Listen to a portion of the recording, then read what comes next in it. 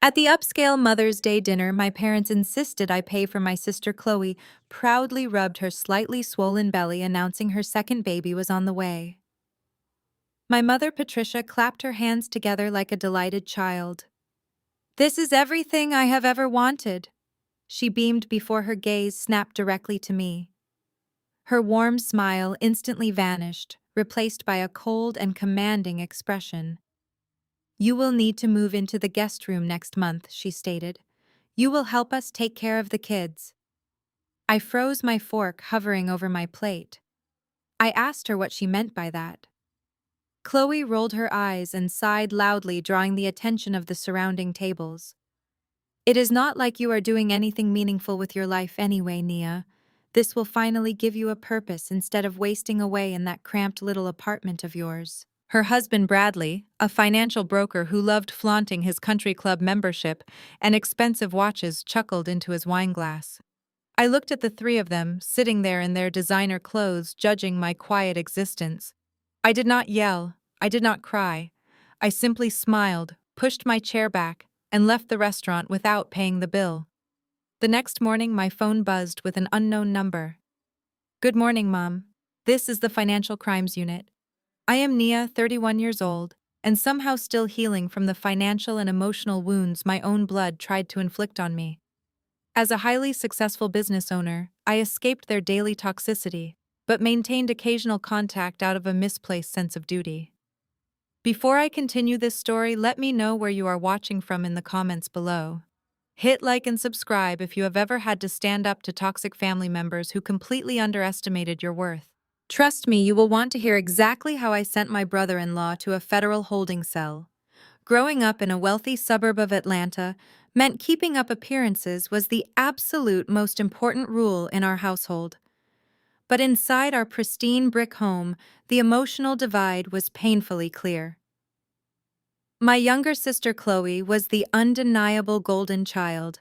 She was lighter, louder, and fit my mother's perfect image of a trophy daughter to show off at Sunday service.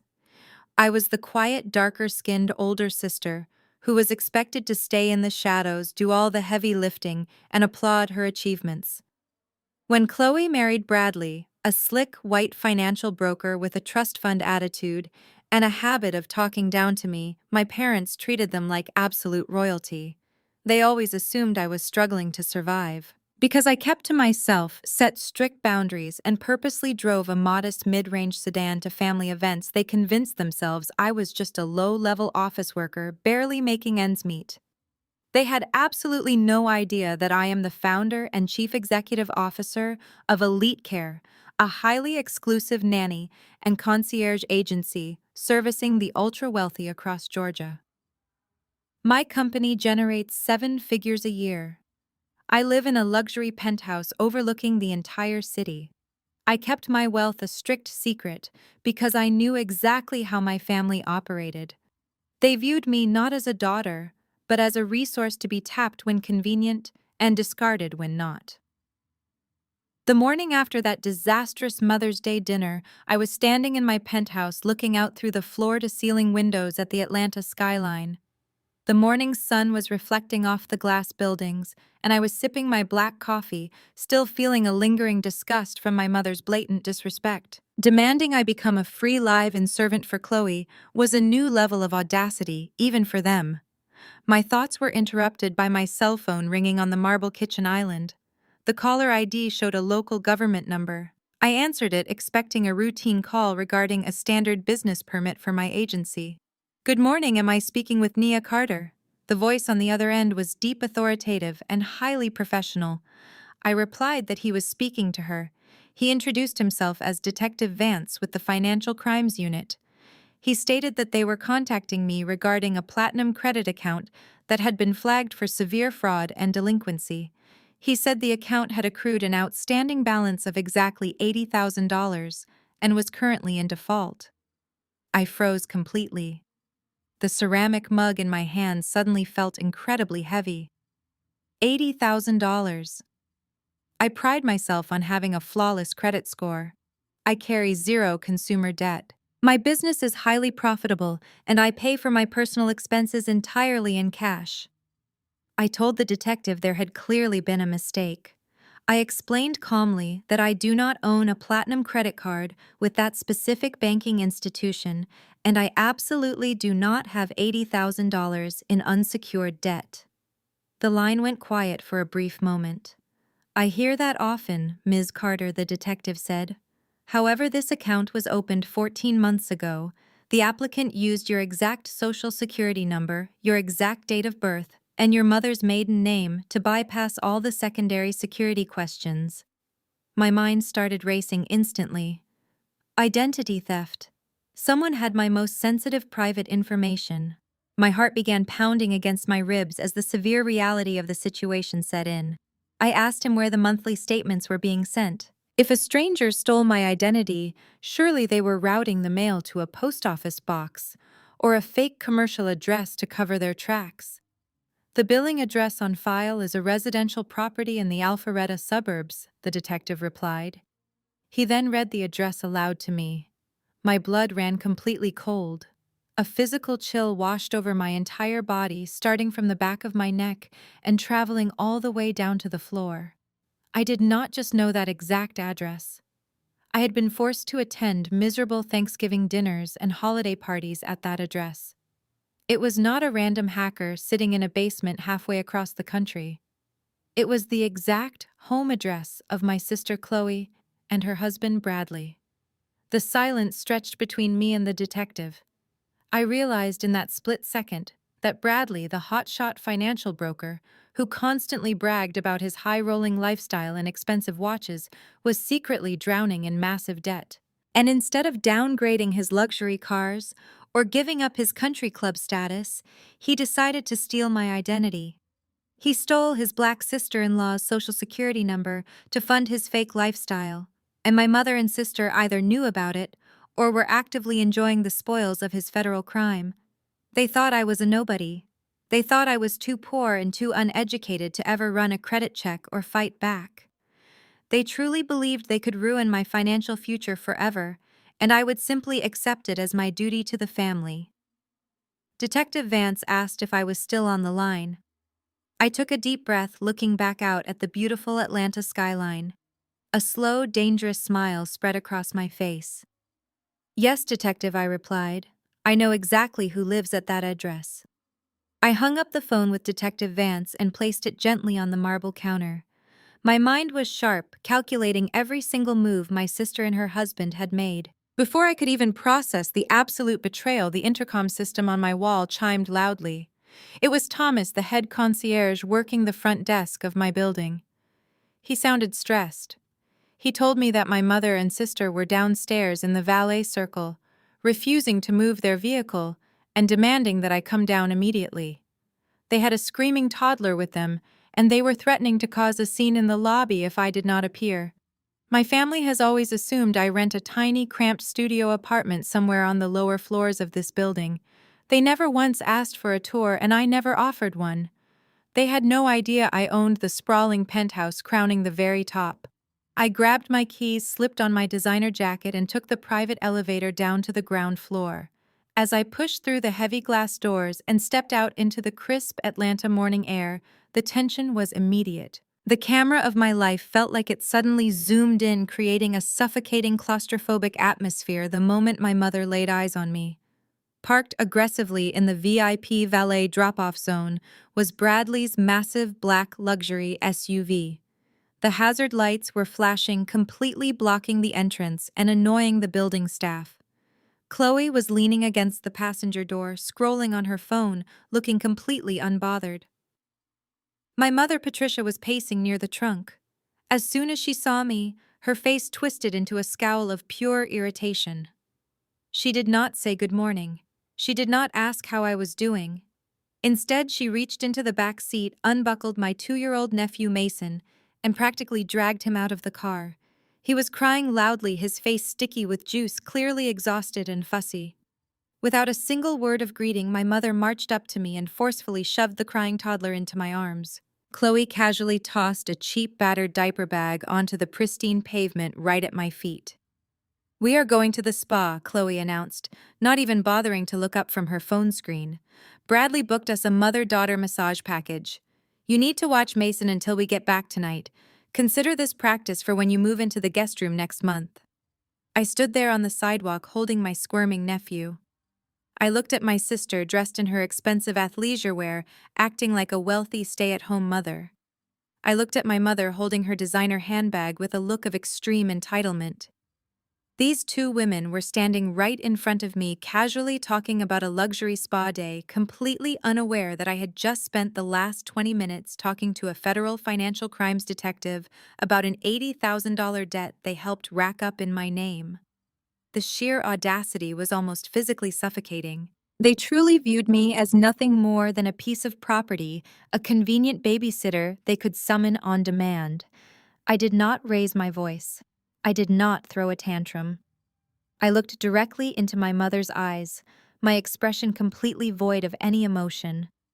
Then I turned around, walked the 3 steps back to the black SUV, opened the heavy rear door, and firmly placed Mason right back into his leather car seat. I buckled him in safely and shut the door with a loud, heavy thud. My mother's jaw dropped. Chloe finally looked up from her phone, her eyes wide with shock. "What do you think you are doing?" my mother demanded, her voice rising in pitch, drawing the attention of the valet staff. "I told you we have appointments to get to." I stepped over the discarded diaper bag and looked at them both. "I am not your nanny," I said quietly. "And I am certainly not your fool. Enjoy your spa day." I turned my back to walk back into the lobby. I did not even make it 2 steps before I felt a violent yank on my shoulder. My mother spun me around, her face flushed with absolute rage. Before I could even react, she raised her hand and slapped me hard right across the face. The sharp crack echoed through the valet circle. The doorman gasped, stepping forward to intervene, but I held up my hand to stop him. My cheek burned, but I did not flinch. I did not break eye contact. "You are a selfish, bitter disgrace to this family," my mother hissed, pointing a trembling finger right at my face. "You are jealous of your sister because she has a real life and a real man, while you have absolutely nothing. You will die alone in this cheap little building, Nia." She expected me to cry. She expected me to break down, apologize, and beg for her forgiveness, just like I always did when I was a teenager. But I was not a scared little girl anymore. I was a chief executive officer. I was a millionaire. And I was the only person standing between her golden child and a federal prison sentence.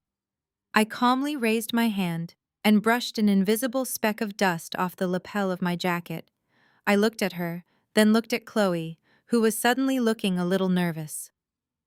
"Drive safe," I said, my voice dangerously calm. My mother scoffed in disgust, turning on her heel and storming back to the passenger side of the SUV. Chloe quickly scrambled into the driver's seat, slamming the doors shut. I stood perfectly still on the sidewalk, watching the heavy black vehicle speed away from the curb and merge into the morning traffic.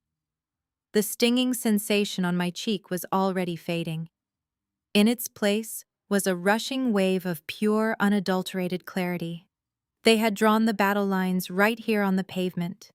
I reached into my pocket, pulled out my phone, and unlocked the screen.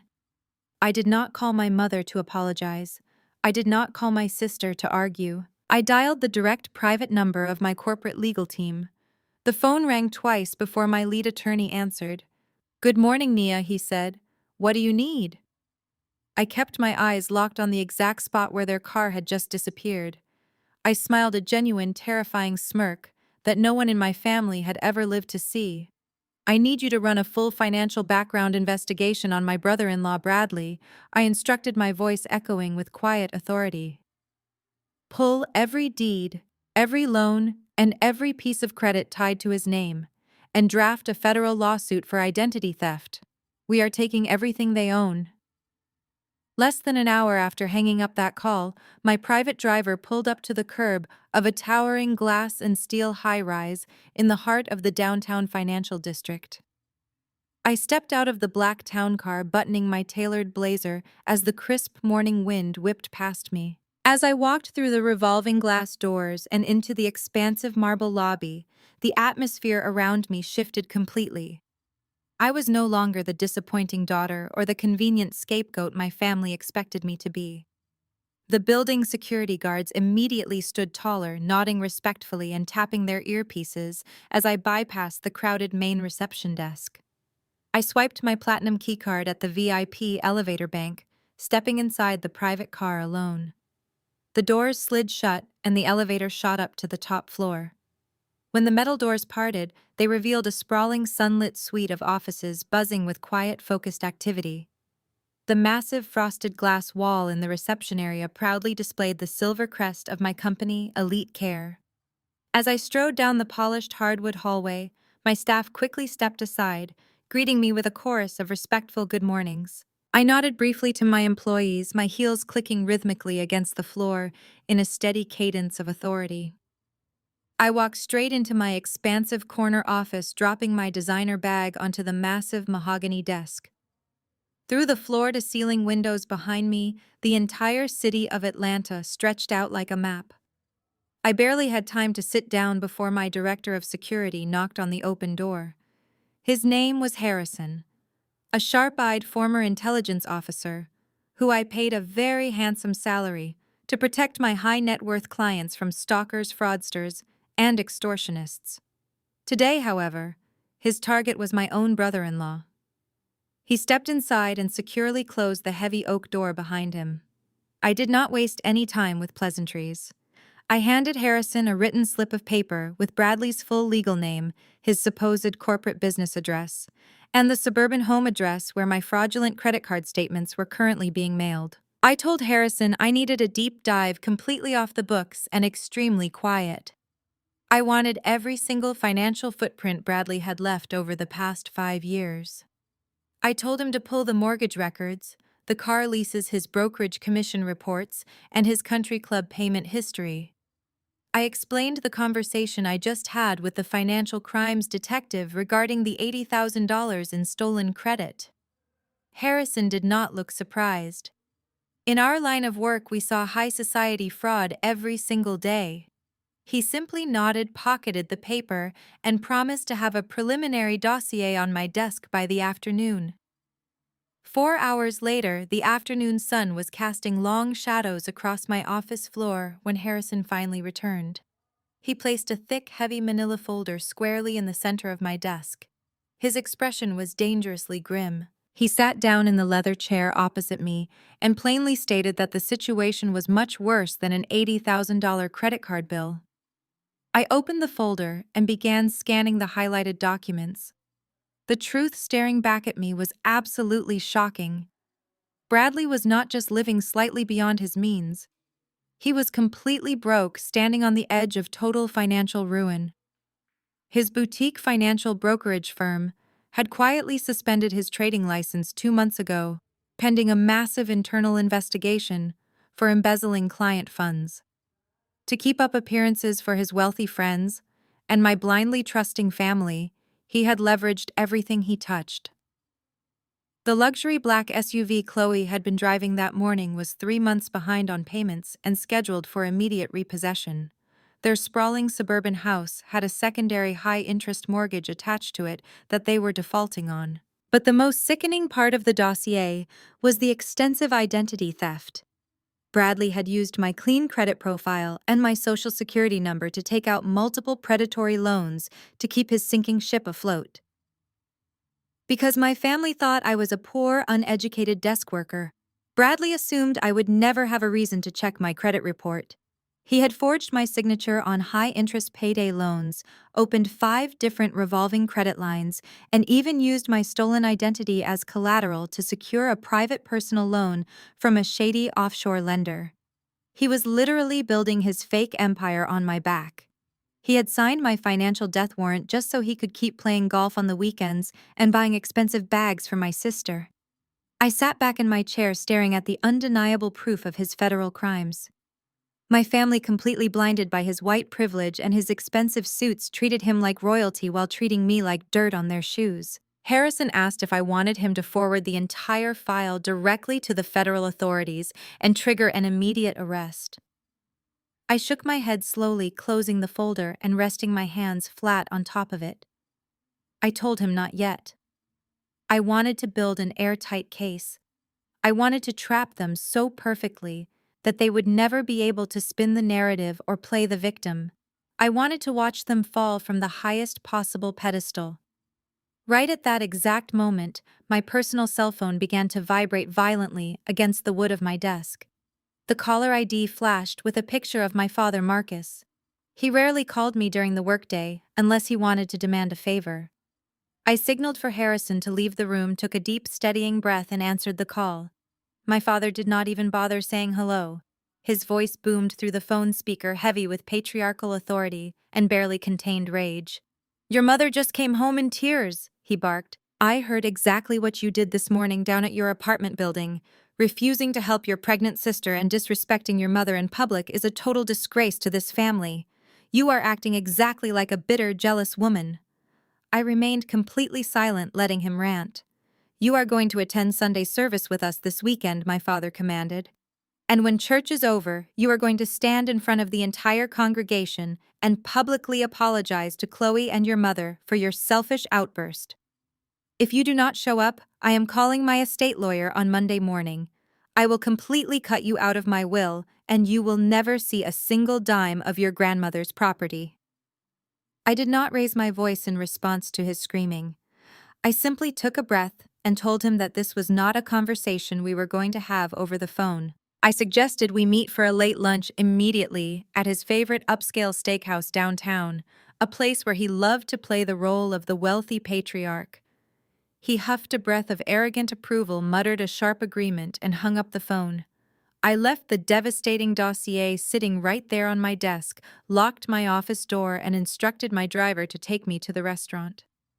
When I arrived, my father was already seated at a heavy mahogany booth in the back corner of the dimly lit dining room.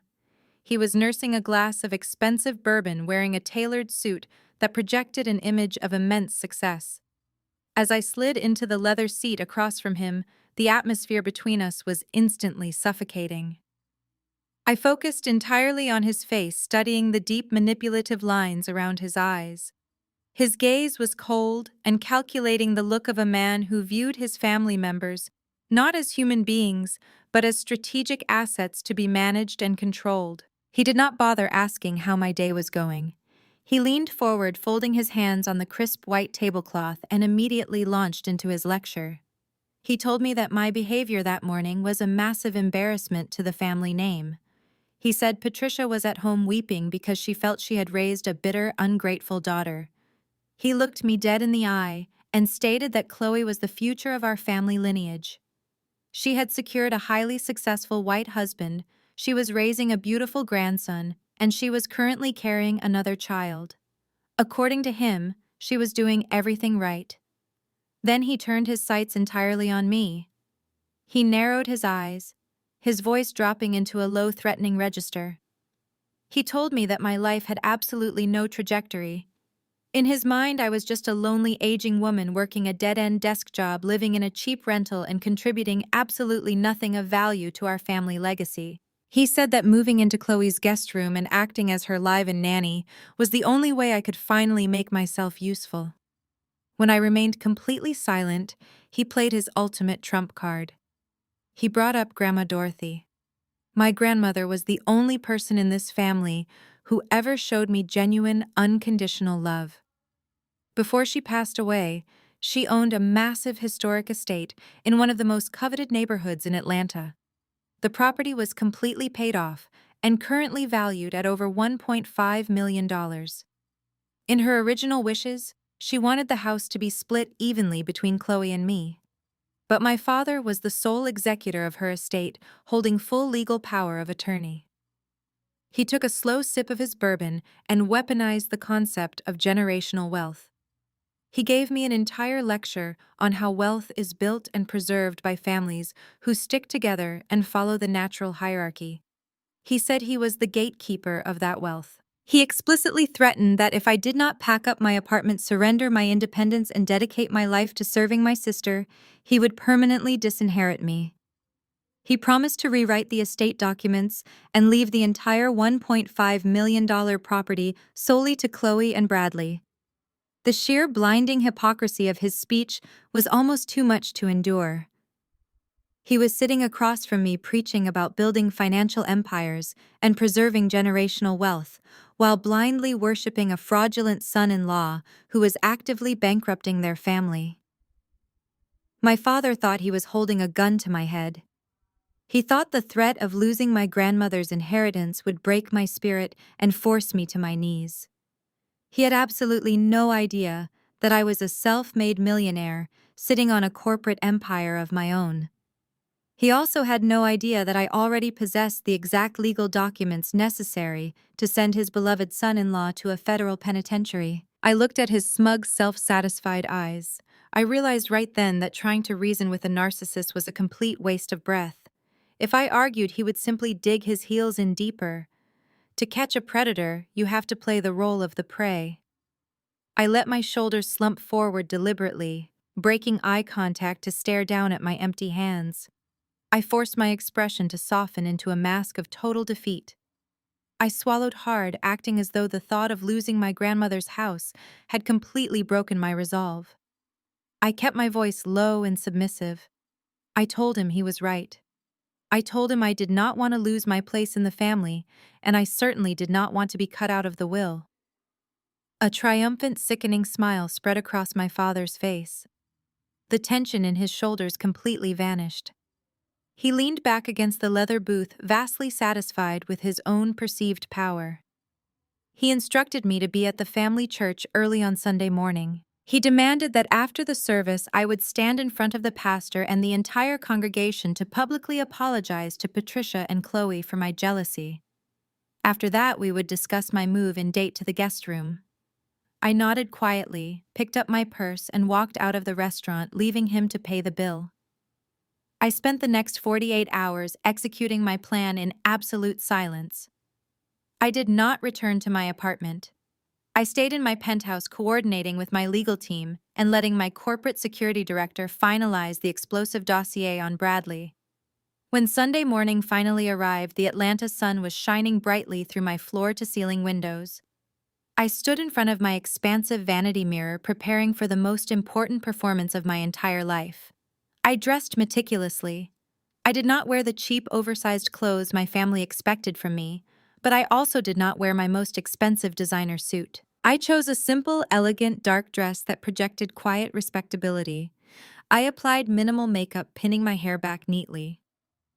I looked exactly like the compliant, obedient daughter they were expecting to publicly humiliate.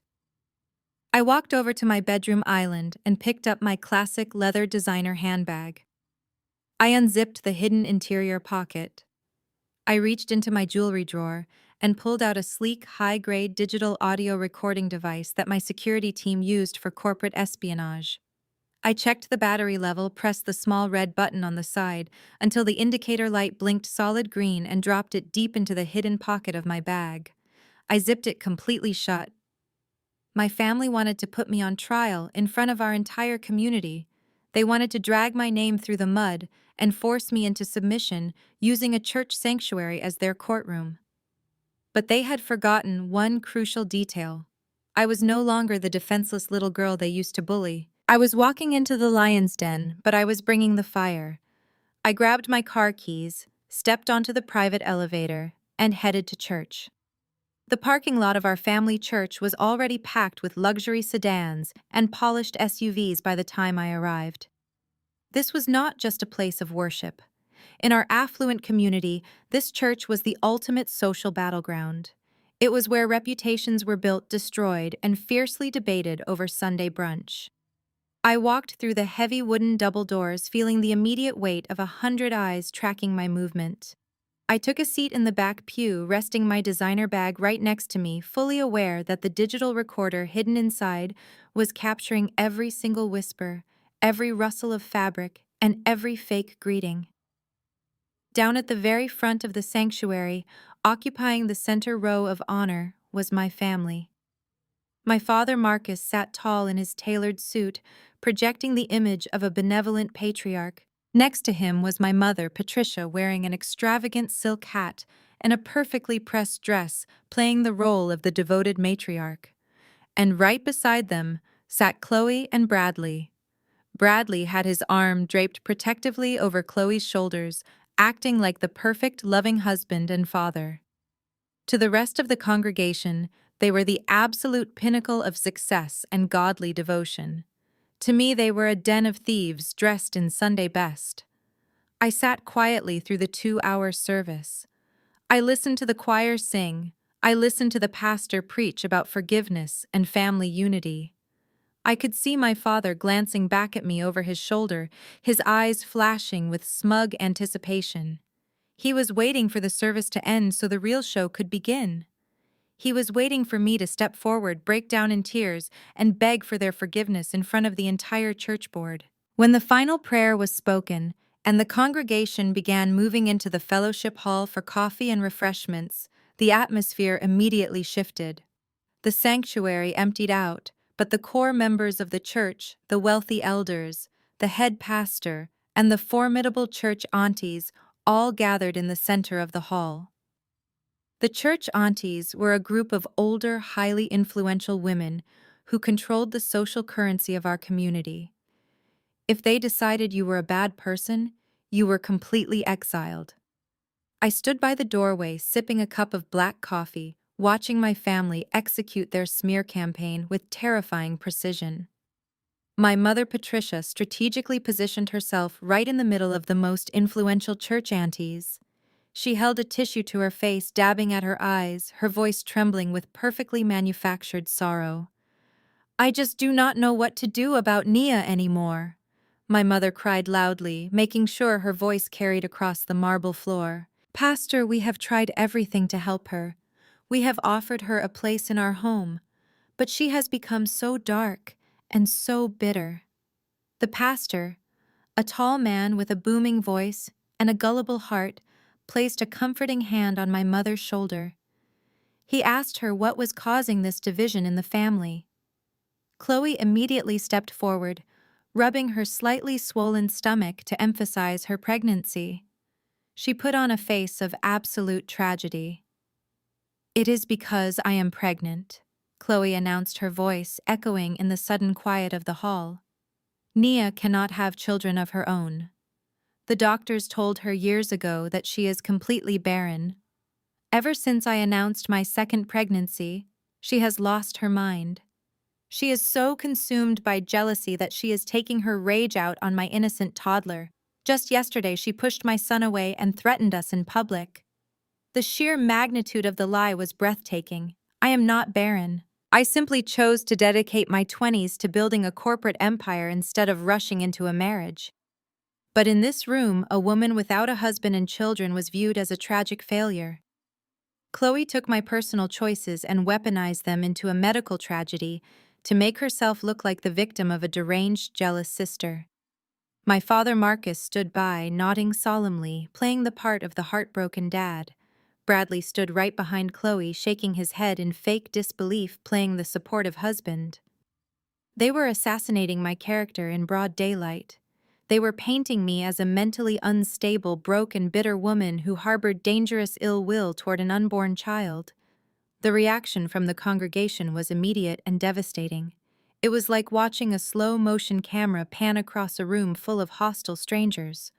Dozens of faces turned toward me.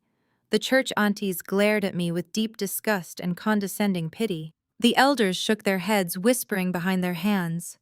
The judgment was so thick and heavy in the air you could almost choke on it. They were looking at me like I was a monster. My father finally stepped forward, clearing his throat loudly to command the room's attention. He looked directly at me, his eyes practically burning a hole through my calm exterior. "Nia," he boomed, his voice echoing off the high ceilings. "We love you, but we will not tolerate this demonic jealousy in our family. Come forward right now. Stand before this congregation, apologize to your sister for your wicked behavior, and beg the Lord to soften your bitter heart." The entire fellowship hall went dead silent. You could hear a pin drop. Everyone was staring at me, waiting for me to shatter. They expected me to walk forward, drop to my knees, and surrender my dignity just to keep my place in the family. My father had staged this entire public execution to break my spirit and force me to become Chloe's unpaid servant. I did not cry. I did not scream. I did not even defend myself against the lies. because explaining yourself to people who are committed to misunderstanding you is a complete waste of power. I calmly placed my coffee cup down on a nearby table. I picked up my designer bag, ensuring the hidden recorder was still capturing every single moment of their theatrical fraud. I began walking slowly across the polished marble floor. The crowd parted for me, stepping back as if my supposed bitterness was contagious. My mother lowered her tissue, a victorious smirk playing on her lips. My father stood taller, ready to receive my public surrender. Chloe looked incredibly smug, but I did not walk toward them. I walked straight past my father. I walked right past my mother and her group of whispering aunties. I walked directly up to the heavy brass offering box situated at the front of the hall. The box was used for special donations to the church's building fund. I reached inside my tailored coat and pulled out a crisp white envelope. Inside that envelope was a certified cashier's check for $10,000 drawn directly from my corporate charity account, signed anonymously. I did not need their approval, and I certainly did not need their prayers. I was buying the building they were standing in. I held the envelope over the brass slot. The room was so quiet that the sound of the thick paper slipping into the metal box echoed sharply. I let go of the envelope. It dropped into the box with a final satisfying thud. I turned around to face the room. The smugness had completely vanished from my father's face, replaced by total confusion. My mother stared at me, her fake tears completely drying up. They had no idea what I had just done, but my utter lack of submission terrified them. I looked directly at Chloe, giving her a slow, chilling smile that made her visibly take a step back behind Bradley. I did not say a single word to any of them. I simply adjusted the strap of my bag on my shoulder, turned my back on the entire congregation, and walked straight out the heavy oak doors and into the bright Atlanta sunlight. The heavy oak doors of the church closed securely behind me, instantly cutting off the suffocating whispers and judgmental stares of the congregation. The bright Atlanta sunlight washed over me, feeling like a sudden cleansing wave against my skin. I took a deep breath of the fresh morning air and began walking across the sprawling asphalt parking lot. I headed purposefully toward my modest mid-range sedan, the carefully selected decoy car I always drove to these family events to perfectly maintain my cover as a struggling low-level office worker. The gravel crunched steadily beneath my heels. I was already mentally calculating the logistics of my next corporate acquisition, completely unbothered by the theatrical display of manipulation and fake tears I had just left behind in the fellowship hall. But before I could even reach into my bag for my car keys, the peaceful silence of the parking lot was broken. I heard the heavy, aggressive thud of expensive leather dress shoes storming up the pavement directly behind me. Before I could turn around, a large, heavy hand slammed flat against the driver's side window of my car, effectively trapping me between the vehicle and his body. I turned my head slowly. It was Bradley. The polite, supportive, deeply religious husband mask he had just worn inside the sanctuary was completely gone. In its place was the arrogant, flushed face of a man who was entirely used to bullying his way through life, without ever facing a single consequence. He stood entirely too close to me, intentionally using his height and his physical frame to cast a threatening shadow over me. It was a classic, pathetic intimidation tactic. He was looking down his nose at me, his eyes filled with a toxic mixture of panic and supreme entitlement.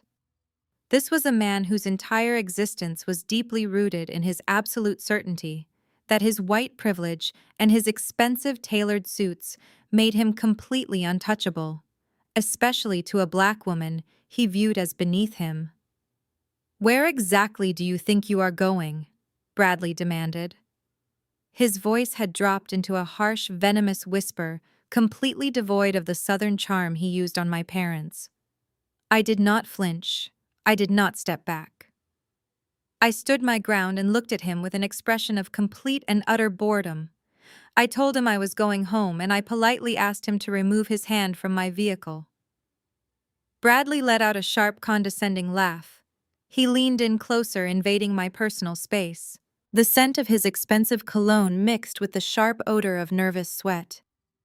You think you are so smart, Nia. You think you can just walk out of there and ignore your family. But I got a notification on my phone this morning. A federal investigator from the Financial Crimes Unit pulled a hard inquiry on a platinum credit line. He stared at me, waiting for me to panic or confess. When I remained completely silent, his jaw clenched in frustration. I know it was you who triggered that investigation, he hissed, pointing a perfectly manicured finger directly at my face.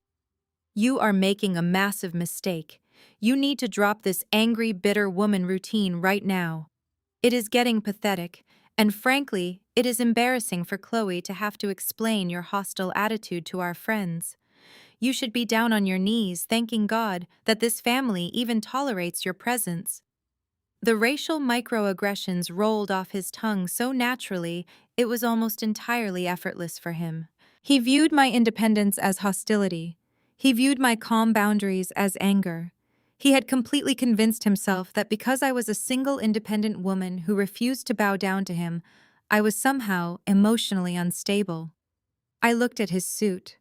It was a designer label, but I noticed the very slight fraying at the edge of his shirt cuff. I noticed the tiny scuff on his leather shoes.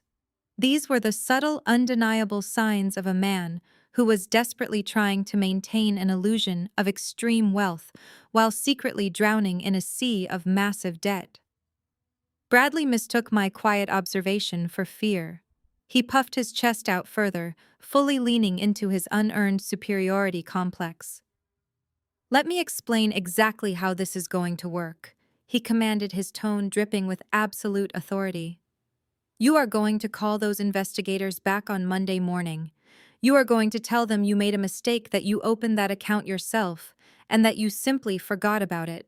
You are going to take the hit on your precious little credit score, and then by Friday afternoon you are going to pack your cheap little apartment into boxes and move into the guest room at our house to help my pregnant wife.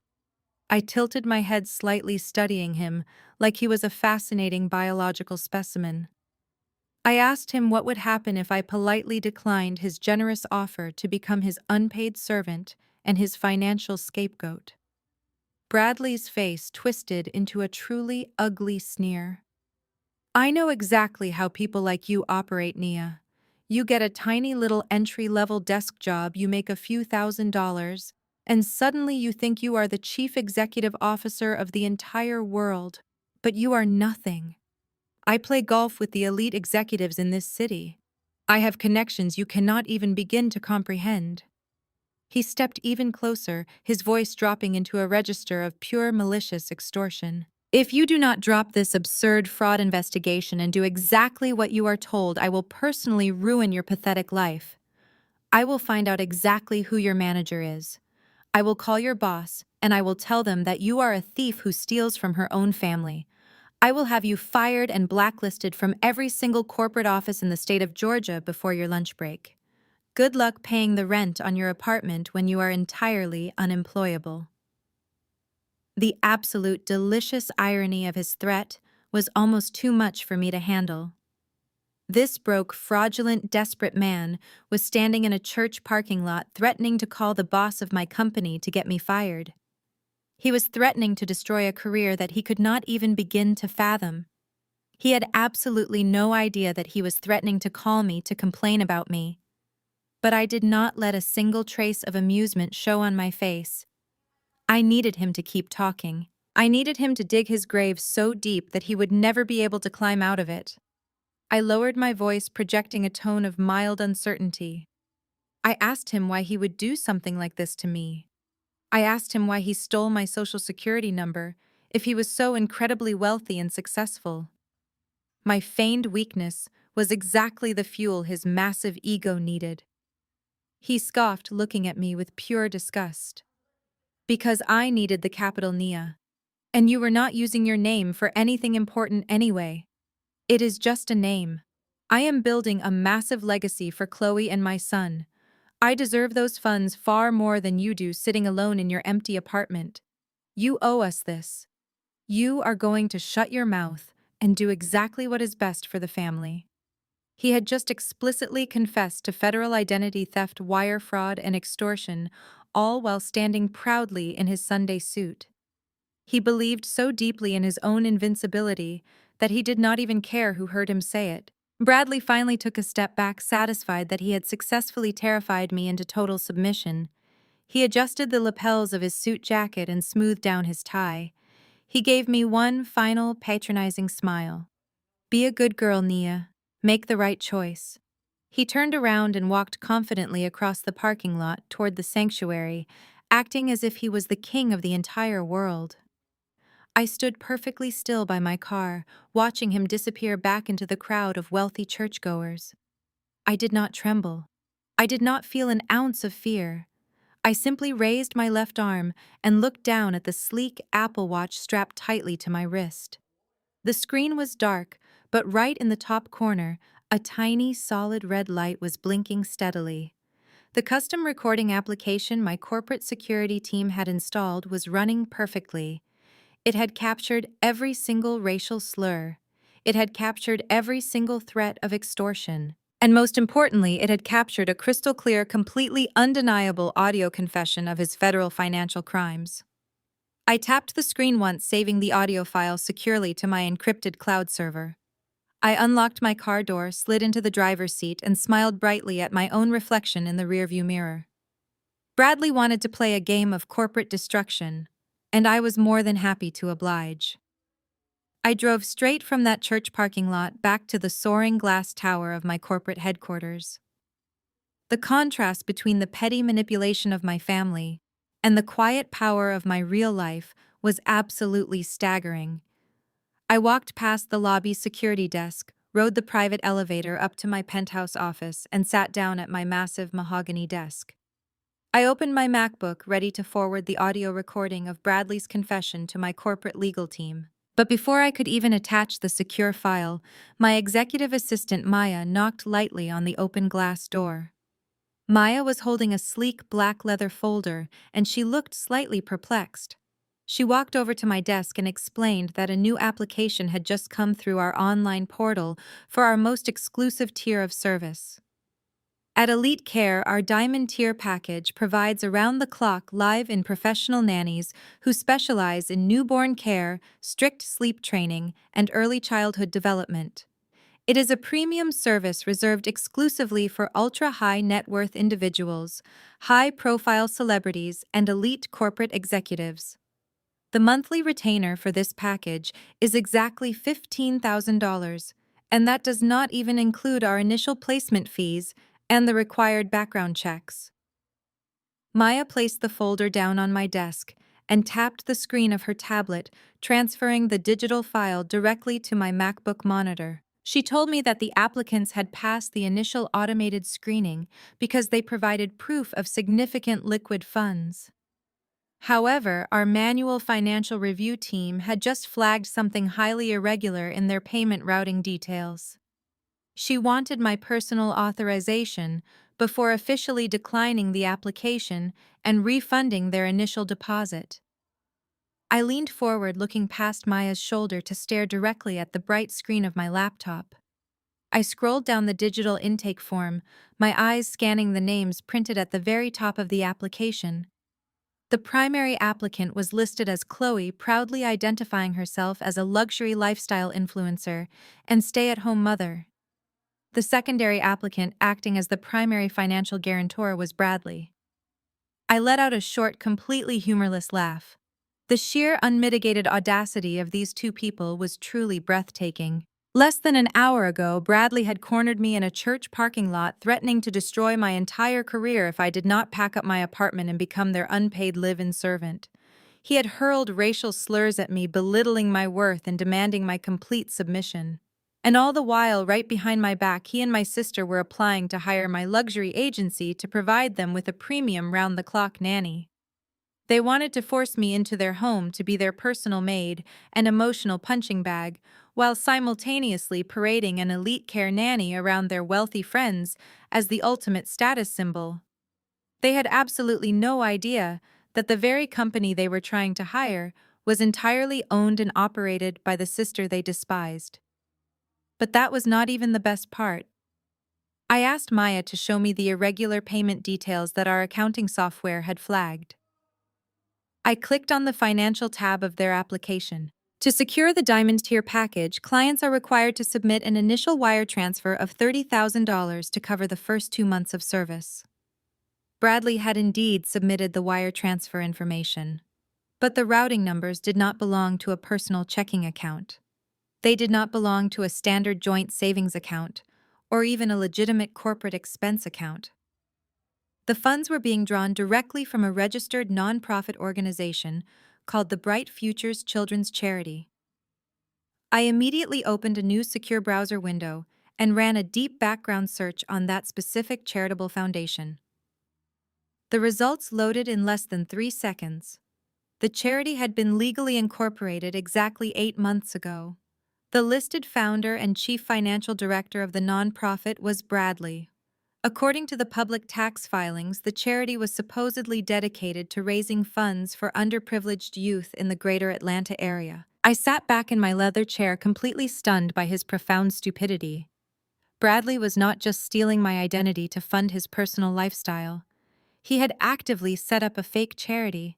He was soliciting generous donations from his wealthy country club friends and his trusting church congregation, funneling that tax-free money into a shell account, and then using those charitable funds to pay for his own luxury expenses. He was literally attempting to use money meant for poor children to hire a $15,000 a month nanny for his own child. This was no longer just a case of simple credit card fraud. This was federal embezzlement. This was blatant money laundering. It was wire fraud across state lines. He was committing financial felonies so severe that they carried mandatory minimum sentences in a federal penitentiary. He had handed me the exact weapon I needed to destroy him entirely. Maya stood patiently on the other side of my desk, completely unaware of my personal connection to the dangerous criminals currently displayed on my screen. She asked me if she should initiate our standard corporate fraud protocol, block their internet protocol address, and forward the routing numbers to the financial authorities. She naturally assumed I would want absolutely nothing to do with such a blatant legal liability. I looked back at the screen, reading Chloe's arrogant, demanding notes in the special requests section of the application. She had explicitly demanded a nanny who was quiet, submissive, and willing to work extended hours without complaint. She wanted someone she could easily control and demean. I slowly closed the financial tab and looked up at Maya. A cold, calculated smile spread across my face. I told her not to decline the application. I told her not to report the routing numbers and to temporarily override the security flag in our accounting software. Maya looked incredibly confused, but she was far too professional to question a direct order from her chief executive officer. She nodded slowly, asking me how exactly I wanted to proceed with these clients. I instructed her to draft a formal email of acceptance on behalf of Elite Care. I told her to congratulate Chloe and Bradley on being specially selected for our exclusive Diamond Tier program. I wanted them to feel incredibly special. I wanted them to feel like they had successfully scammed the system and won the ultimate prize. I wanted their egos inflated to the absolute maximum capacity so the fall would absolutely devastate them. Then I gave Maya the final crucial instruction. I told her that Elite Care policy requires a final in-person consultation and contract signing with our executive leadership for all Diamond Tier placements. I instructed her to schedule this final interview for this upcoming Saturday afternoon at exactly 2:00. Maya typed the notes into her tablet, confirming the time. She asked me if she should invite them into our corporate headquarters for the formal signing. I shook my head. I told her we would be providing a white glove on-site service for this particular client. I gave her the address of the exclusive suburban country club where my sister was hosting her massive, overly expensive baby shower. I knew for a fact that my mother, my father, and every single one of Chloe's wealthy friends would be in attendance at that exact time. I personally approved the application with a single click of my mouse. I had the audio recording. I had the identity theft documents. And now I had undeniable documented proof of their federal charity fraud. The trap was perfectly set, and the heavy iron jaws were about to snap shut on the best day of their miserable lives. 2 days after I approved their fraudulent nanny application from my corporate office, my parents hosted a mandatory family cookout at their suburban home. It was meant to be a casual celebration leading up to Chloe's lavish baby shower that weekend, but in my family, a cookout was never just about sharing food. It was a carefully orchestrated social event designed to display wealth, reinforce the family hierarchy, and publicly punish anyone who stepped out of line. I parked my modest decoy sedan at the very end of the long driveway, took a deep breath, and walked around to the sprawling backyard. Walking onto the patio felt exactly like stepping into a hostile arena. The air was incredibly thick, with the smell of hickory wood smoke and roasting barbecue, but the heavy atmosphere of judgment was even stronger. Conversations seemed to abruptly pause the second I walked past. I could see the rapid shift in body language across the yard. Groups of aunts leaning in to whisper behind their plastic cups, older cousins raising their eyebrows and shaking their heads as they looked at me. My mother and sister had clearly spent the entire week calling every single relative to spread their twisted narrative about my supposed jealousy and barrenness. I was officially the black sheep, completely isolated in a sea of my own blood relatives. Before I could even set down the dessert, I had brought my mother. Patricia marched right up to me. She was wearing a pristine white linen outfit, looking every bit the wealthy suburban hostess. She did not say hello. She did not thank me for coming. She simply grabbed a pair of metal tongs, shoved them into my hand, and pointed sharply toward the massive grill, smoking at the edge of the lawn. "You are late," my mother snapped loud enough for the nearest tables to hear. "Put your purse inside and start serving the plates. Your uncle is tired of standing by the fire, and we have guests who need their drinks refilled. Do not just stand around acting like a guest. Make yourself useful for once." I looked across the manicured lawn.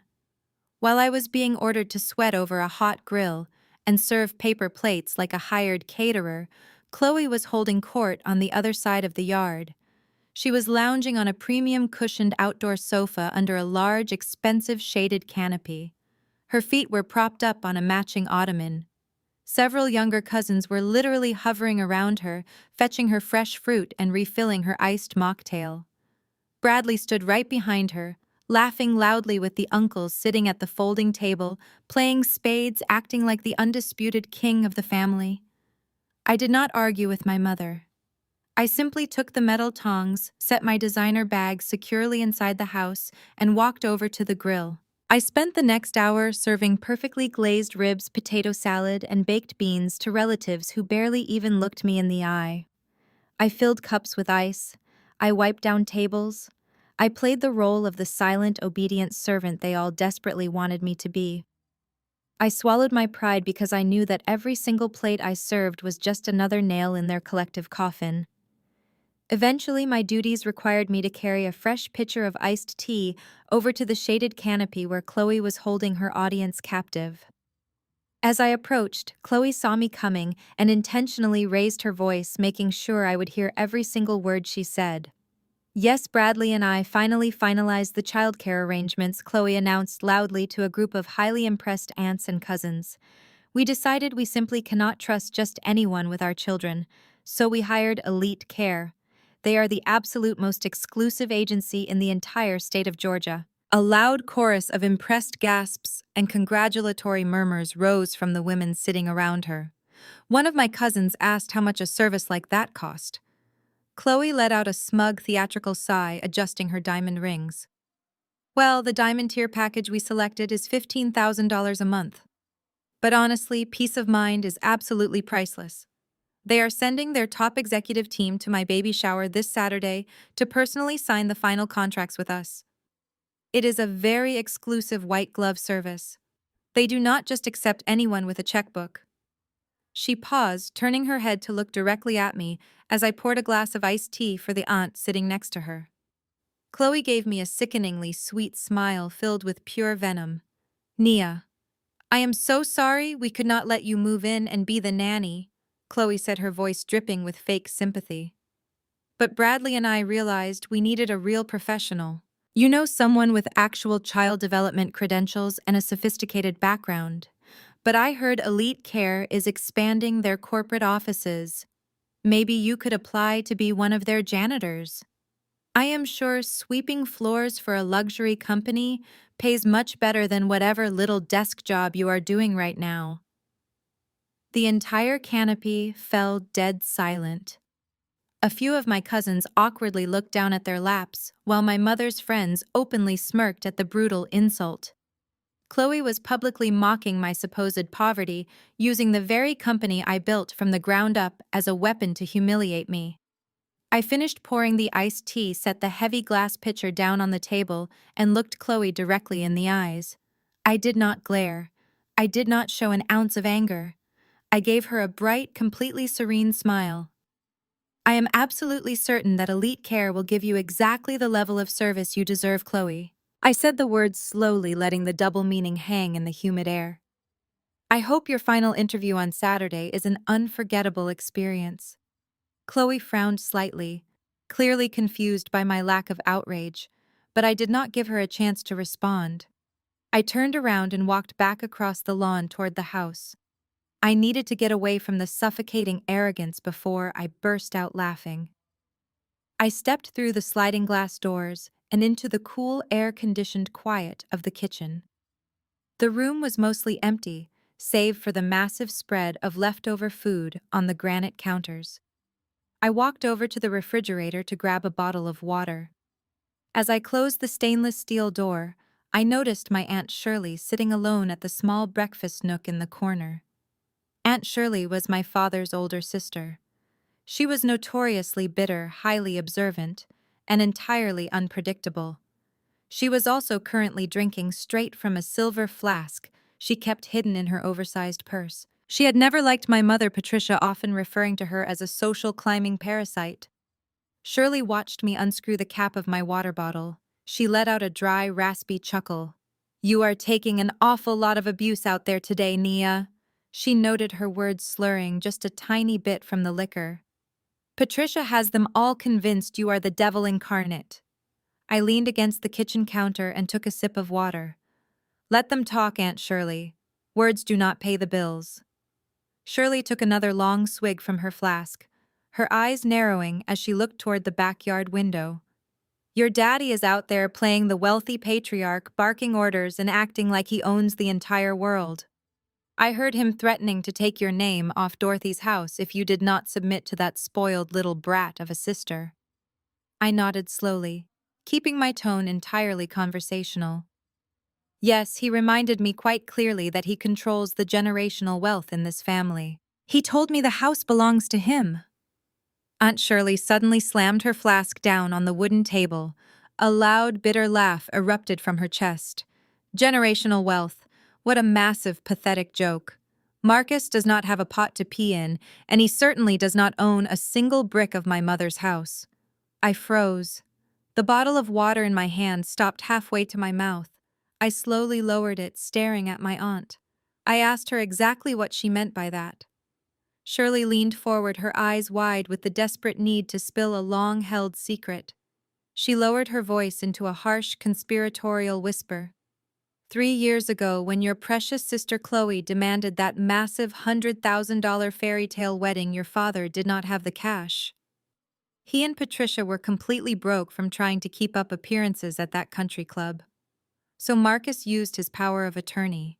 He went behind the entire family's back and took out a massive second mortgage on Dorothy's house." The blood roared in my ears.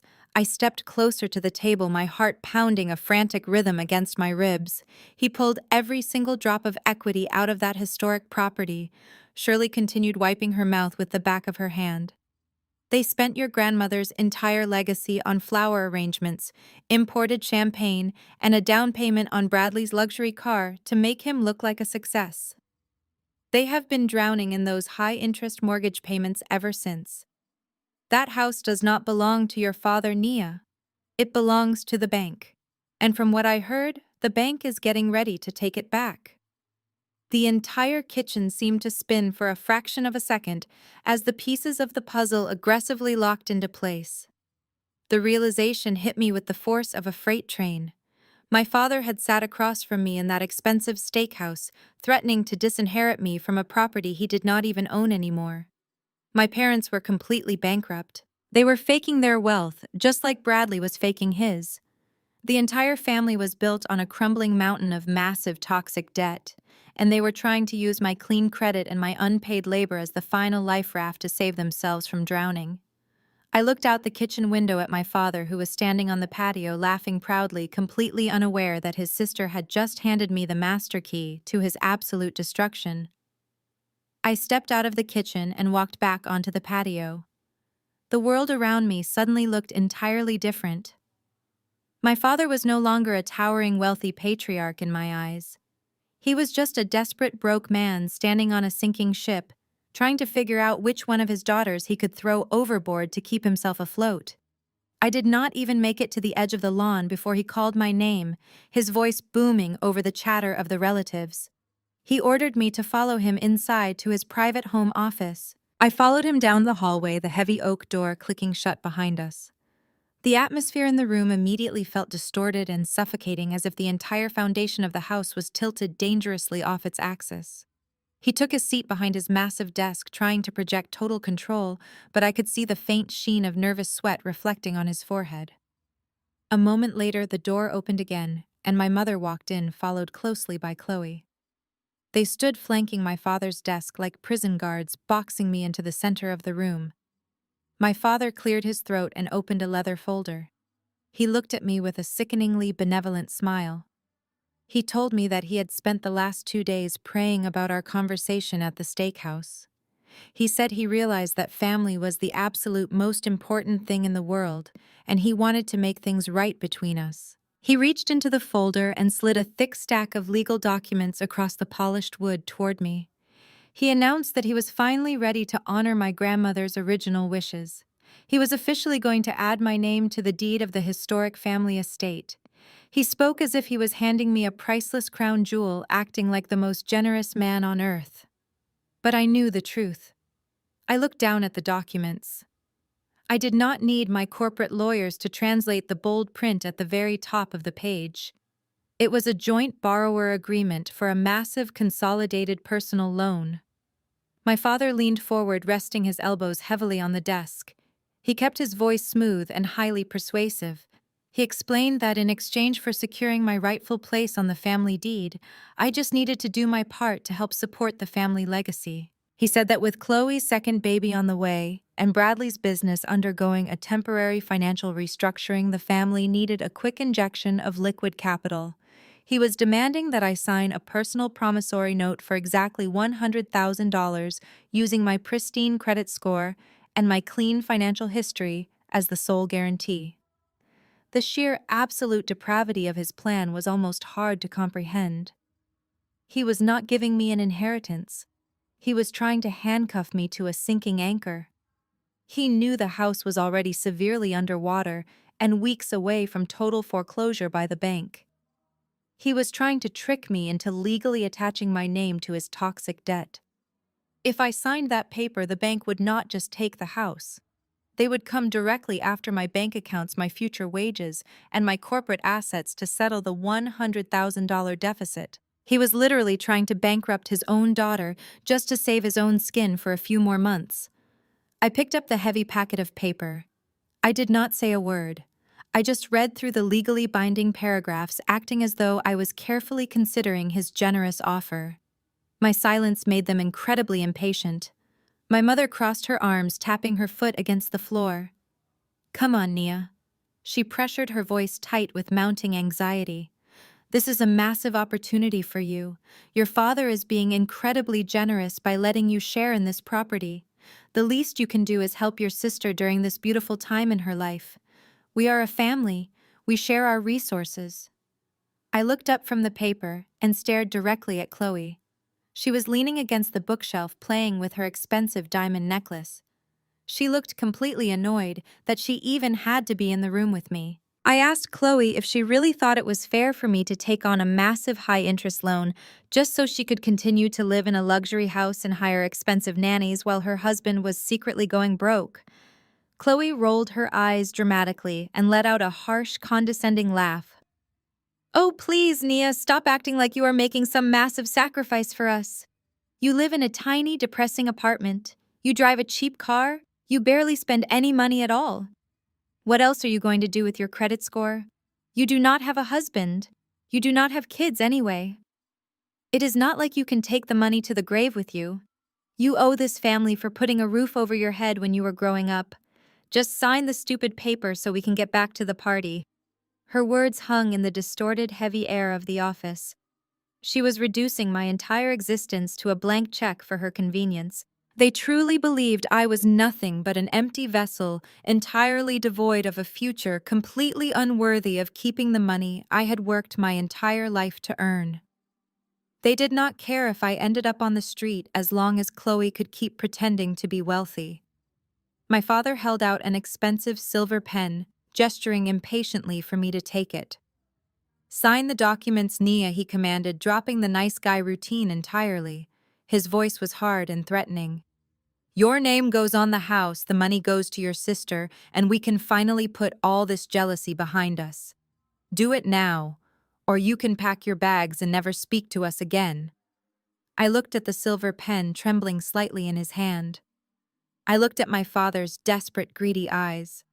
I looked at my mother's fake, anxious smile, and I looked at my sister's sneering, utterly entitled face. They were standing in a house they did not own, trying to steal money they had not earned from a woman they did not even know. I did not take the pen. Instead, I placed my hands firmly on both sides of the thick legal packet. I looked my father dead in the eye, and with one swift, deliberate motion, I tore the entire stack of documents straight down the middle. The sound of the thick paper ripping echoed sharply in the quiet office. My mother let out a loud gasp of absolute horror, her hand flying to her mouth. My father shot up from his leather chair, his face instantly turning a deep, violent shade of red. But I did not stop. I placed the torn halves together and ripped them again, and again. I slowly and methodically shredded the fraudulent contract into dozens of tiny, useless pieces right in front of their faces. I dropped the shredded pieces of the fraudulent contract directly onto the polished mahogany surface of his desk. My father was so utterly stunned by my defiance that he could not even form a coherent sentence. His mouth opened and closed in complete shock. My mother stood frozen in the corner, her hands trembling while Chloe stared at the torn paper like she had just witnessed a murder. I did not wait for any of them to recover their senses. I turned my back on my family, walked straight out of that suffocating office, out the front door, and got into my decoy sedan. I drove away from their fake suburban castle, leaving them to drown in the reality of their own financial ruin. That night, a heavy thunderstorm rolled through the city of Atlanta. I was sleeping peacefully in my penthouse when my private cell phone vibrated violently on my nightstand. The illuminated clock read 2 in the morning. I answered the call, instantly awake. It was Harrison, my director of security. His voice was completely calm, but it carried the sharp edge of a professional who had just found a threat. He told me to open the secure application on my tablet immediately. There had been an incident in the overflow parking lot of my residential building, the exact spot where I parked my mid-range decoy vehicle to keep up my cover. I sat up in bed, swiping my screen to access the live feed. Harrison had pulled the dark, grainy night vision footage from the exterior building cameras. The video was slightly shaky due to the heavy rain and wind, but the scene was undeniably clear. A man dressed in a dark hooded sweatshirt and a medical mask was standing right next to my car. He was holding a heavy metal baseball bat. Without any hesitation, the man raised the bat and brought it down violently against the center of my windshield. The thick safety glass shattered instantly, spiderwebbing into thousands of tiny white fractures under the glaring glow of the streetlights. The thug hit the hood twice more, leaving massive dents in the metal, before throwing a crumpled piece of paper through the broken glass and sprinting away into the dark alley. Harrison stayed on the line while I watched the destruction. He told me his night team had already secured the vehicle and retrieved the note. He read the messy handwriting aloud to me over the phone. The note simply said, "You need to listen to your family before you lose everything." A cold, dangerous calm washed over my entire body. Bradley had actually escalated to physical violence. He was terrified. He knew his fraudulent house of cards was collapsing, and because I had refused to sign the loan that afternoon, he was resorting to cheap intimidation tactics. He thought smashing the windshield of a $30,000 car would break my spirit. He had absolutely no idea that I could buy the entire dealership in cash tomorrow morning if I wanted to. I instructed Harrison to leave the car exactly where it was and to use his private resources to track down the man in the hoodie. I did not want the local police involved yet. I wanted total control over the board. The next morning, I arrived at my corporate headquarters feeling completely energized. The storm had passed, leaving the city looking washed and bright.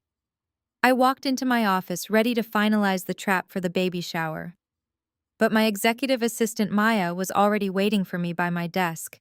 She looked incredibly uncomfortable holding her digital tablet tightly against her chest. She apologized for interrupting my morning routine, but explained that there was a highly unusual situation regarding the corporate complaint hotline. Elite Care maintains a strict customer service line to ensure our high-profile clients receive immediate attention. Maya explained that a man had called the hotline exactly at 8 in the morning, right when the phone lines opened.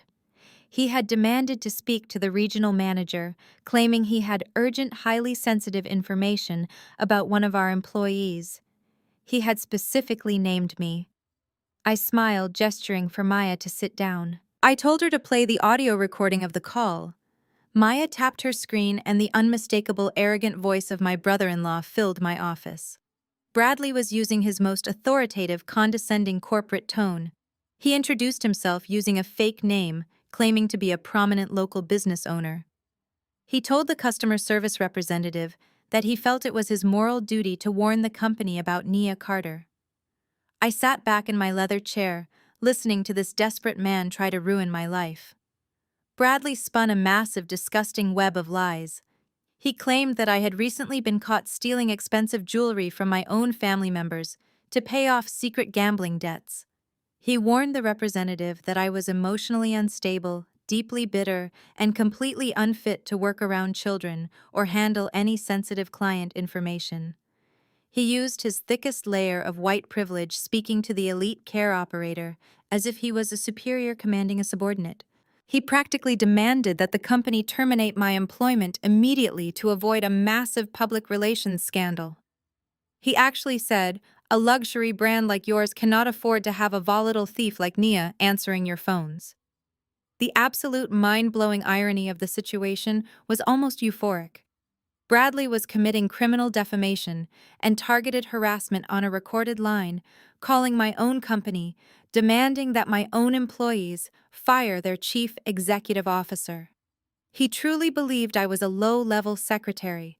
He thought he could snap his fingers, make a single phone call, and completely destroy my livelihood. He wanted me broke, unemployed, and terrified, forced to crawl back to my family and beg for a place in Chloe's guest room. Maya stopped the recording, looking at me with a mixture of confusion and deep concern. She assured me that the Human Resources Department knew the accusations were entirely baseless, but they were required by protocol to log the call. She asked me how I wanted to handle this deranged individual. I told Maya to attach the audio file to the Diamond Tier application we had approved for Chloe and Bradley the previous day. I told her the pieces were coming together perfectly, and to proceed with scheduling their final interview for Saturday. I dismissed her with a wave of my hand, feeling an immense wave of satisfaction. Just as Maya closed the door behind her, my private office line rang. It was Harrison. He did not bother with a greeting.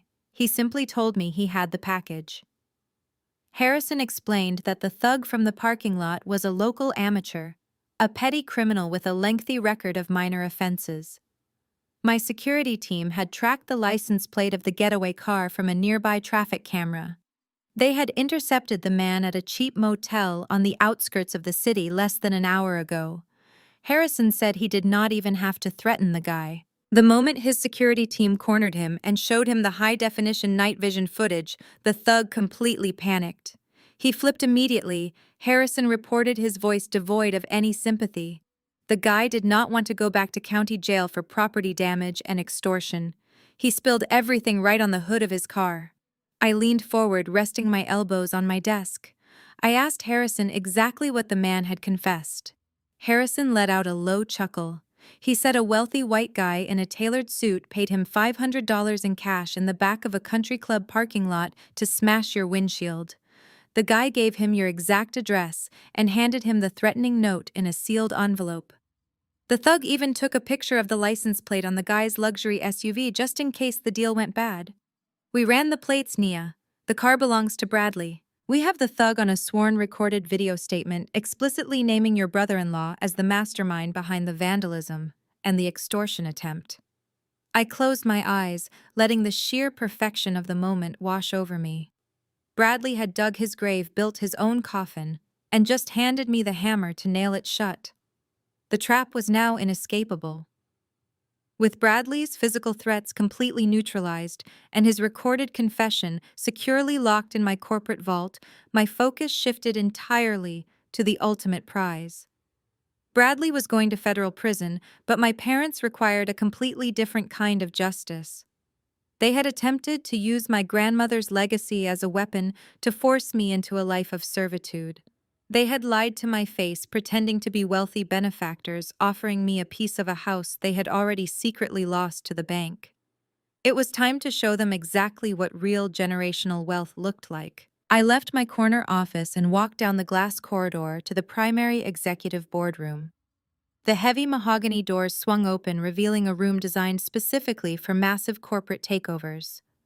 I took my seat at the very head of the long, polished table. Sitting strategically down the sides of the table were three of the most ruthless, high-priced senior attorneys in the city. I had a shark from corporate litigation, a master of asset management, and a senior partner specializing entirely in aggressive real estate acquisitions. The atmosphere in the room was intensely focused. There were no fake tears here. There was no emotional manipulation. There was only cold, hard, undeniable financial strategy. I looked at my lead real estate attorney, a sharp woman named Evelyn, and asked for the final status report on the residential property located in the Alpharetta suburbs. This was not just any property. This was Grandma Dorothy's historic estate. It was the only place in the world where I had ever felt truly safe as a child. While my parents were busy parading Chloe around country clubs and ignoring me, my grandmother used to sit with me on that massive wraparound porch. She was the one who taught me how to read financial ledgers. She was the one who told me I was brilliant, capable, and meant for a life far beyond the shallow expectations of my mother. When she died, my father, Marcus, abused his power as the legal executor to steal that sanctuary. He took out a massive predatory second mortgage on the paid-off estate just to fund Chloe's ridiculous fairy tale wedding and buy Bradley a luxury vehicle. He desecrated the only pure thing my family had left.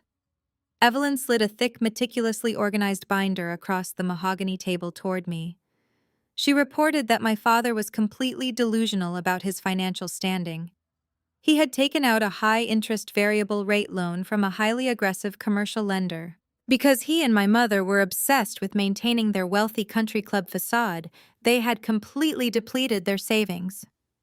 According to the bank's internal records, my parents were currently 120 days past due on their mortgage payments.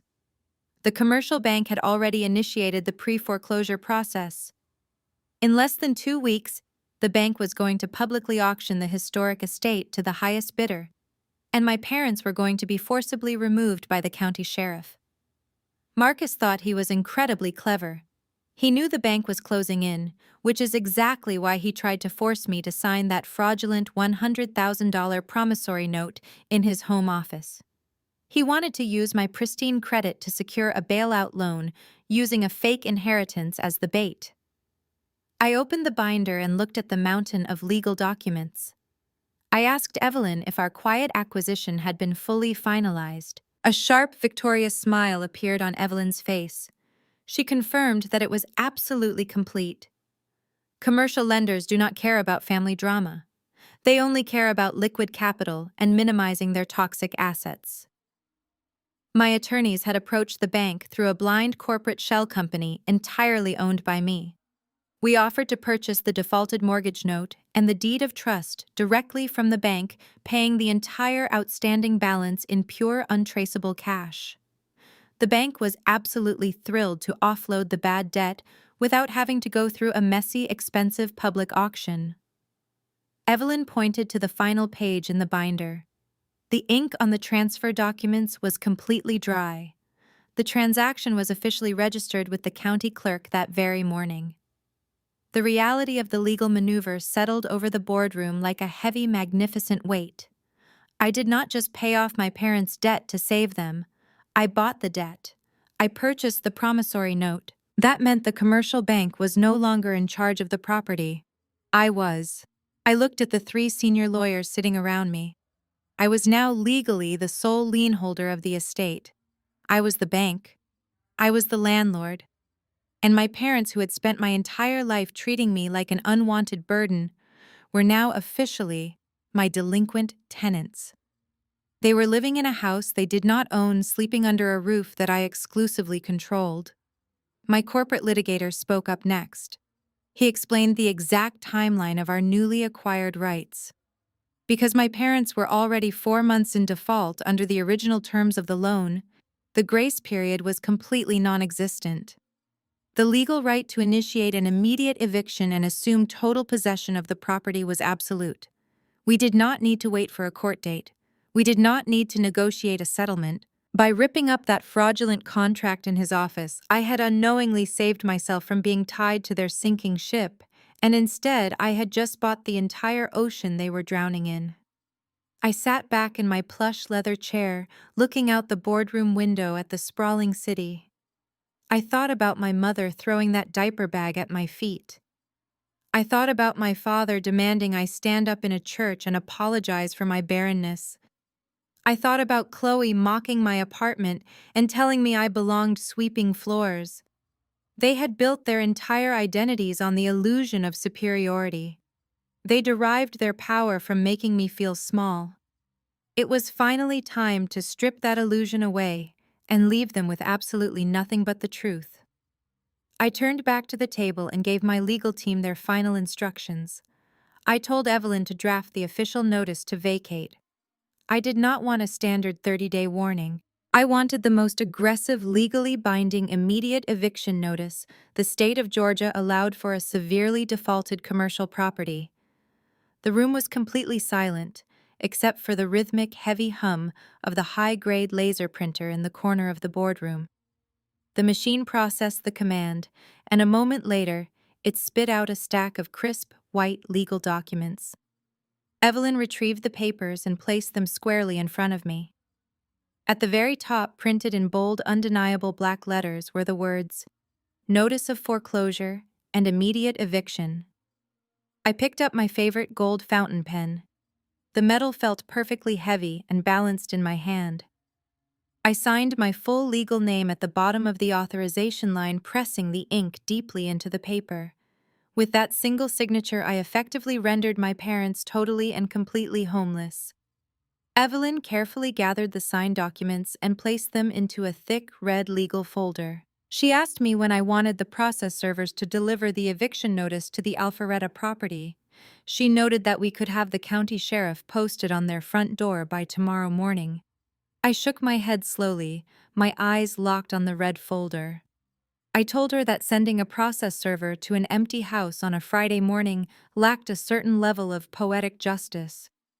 My family cared about nothing more than their public image. Their entire existence revolved around the opinions of their wealthy neighbors, their church congregation, and Chloe's elite social circle. If they were going to lose everything, they were going to lose it in front of the exact audience they had spent 3 years trying to impress. I instructed Evelyn to hire a private, highly visible team of professional legal couriers. I gave her the exact address of the exclusive suburban country club where my sister was hosting her massive baby shower. I told her the eviction notice was to be served publicly directly into my father's hands on Saturday afternoon at exactly 2 o'clock. That was the exact same time I was scheduled to arrive at the country club to conduct the final Diamond Tier nanny interview for Chloe and Bradley. The trap was now perfectly beautifully set. Every single thread of their deception was pulled tight, waiting for the exact moment to snap. They were expecting a quiet, submissive sister to show up and beg for scraps. They were expecting to hire a luxury servant using stolen charity funds. They were expecting to celebrate their fake wealth surrounded by their fake friends. Instead, they were going to face the founder and chief executive officer of the company they were trying to defraud. They were going to face the federal authorities they had provoked.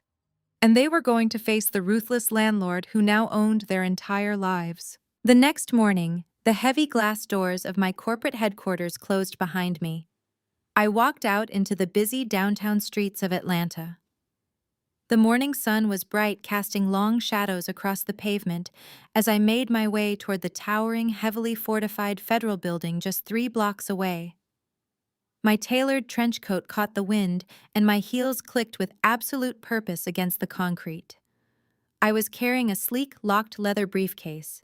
Inside that briefcase was the complete destruction of Bradley and his entire fraudulent empire. I walked past the concrete barricades and approached the heavy security checkpoints of the local Federal Bureau of Investigation field office.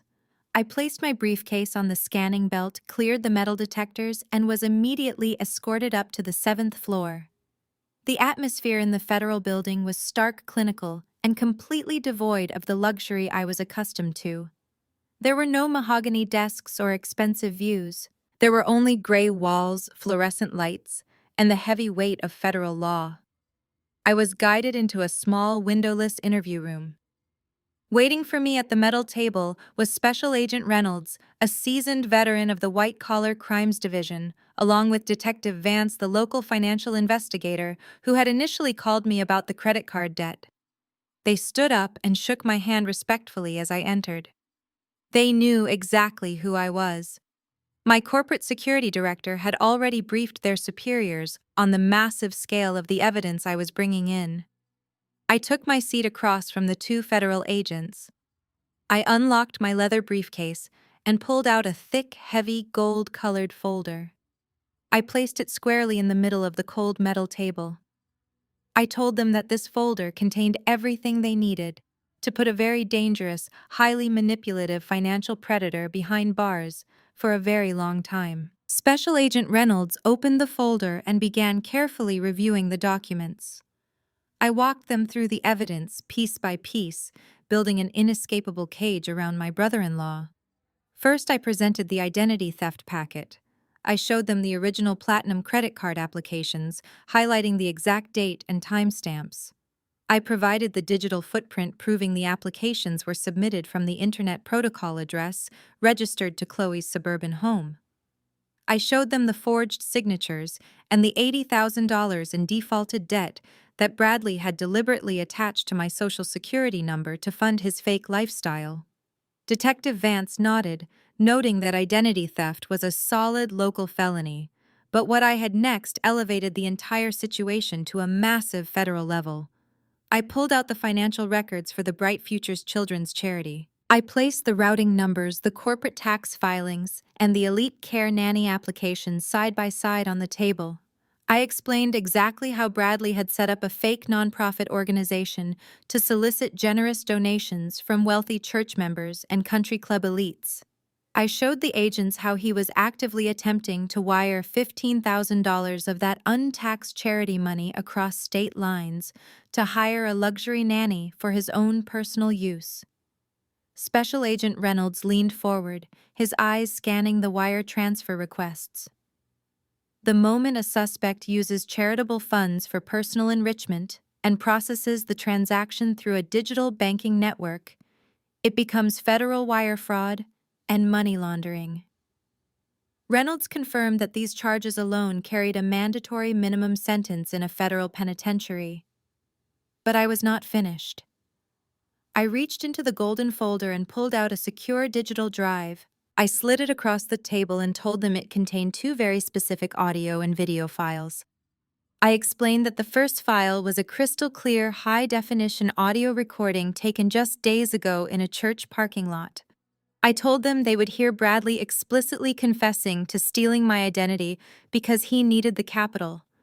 They would also hear him committing textbook extortion, threatening to sabotage my career, and have me fired from my job if I did not completely submit to his financial demands and drop the fraud investigation. Then I described the second file on the drive. It was the sworn recorded video confession from the thug Bradley had hired to smash my car windshield. I provided the thug's full name, his criminal record, and the exact location where my corporate security team had intercepted him. I explained that the thug had explicitly named Bradley as the mastermind who paid him $500 in cash to commit the vandalism and deliver a threatening physical note. The interview room was completely silent for a long moment. Special Agent Reynolds closed the golden folder, resting his hands heavily on top of it. He looked at me with a mixture of profound professional respect and slight disbelief. He told me that in his 20 years of working federal financial crimes, he had rarely seen a civilian victim build such a comprehensive, airtight case against their own abuser. He said most victims of family fraud are too manipulated or too ashamed to fight back. I looked him directly in the eyes.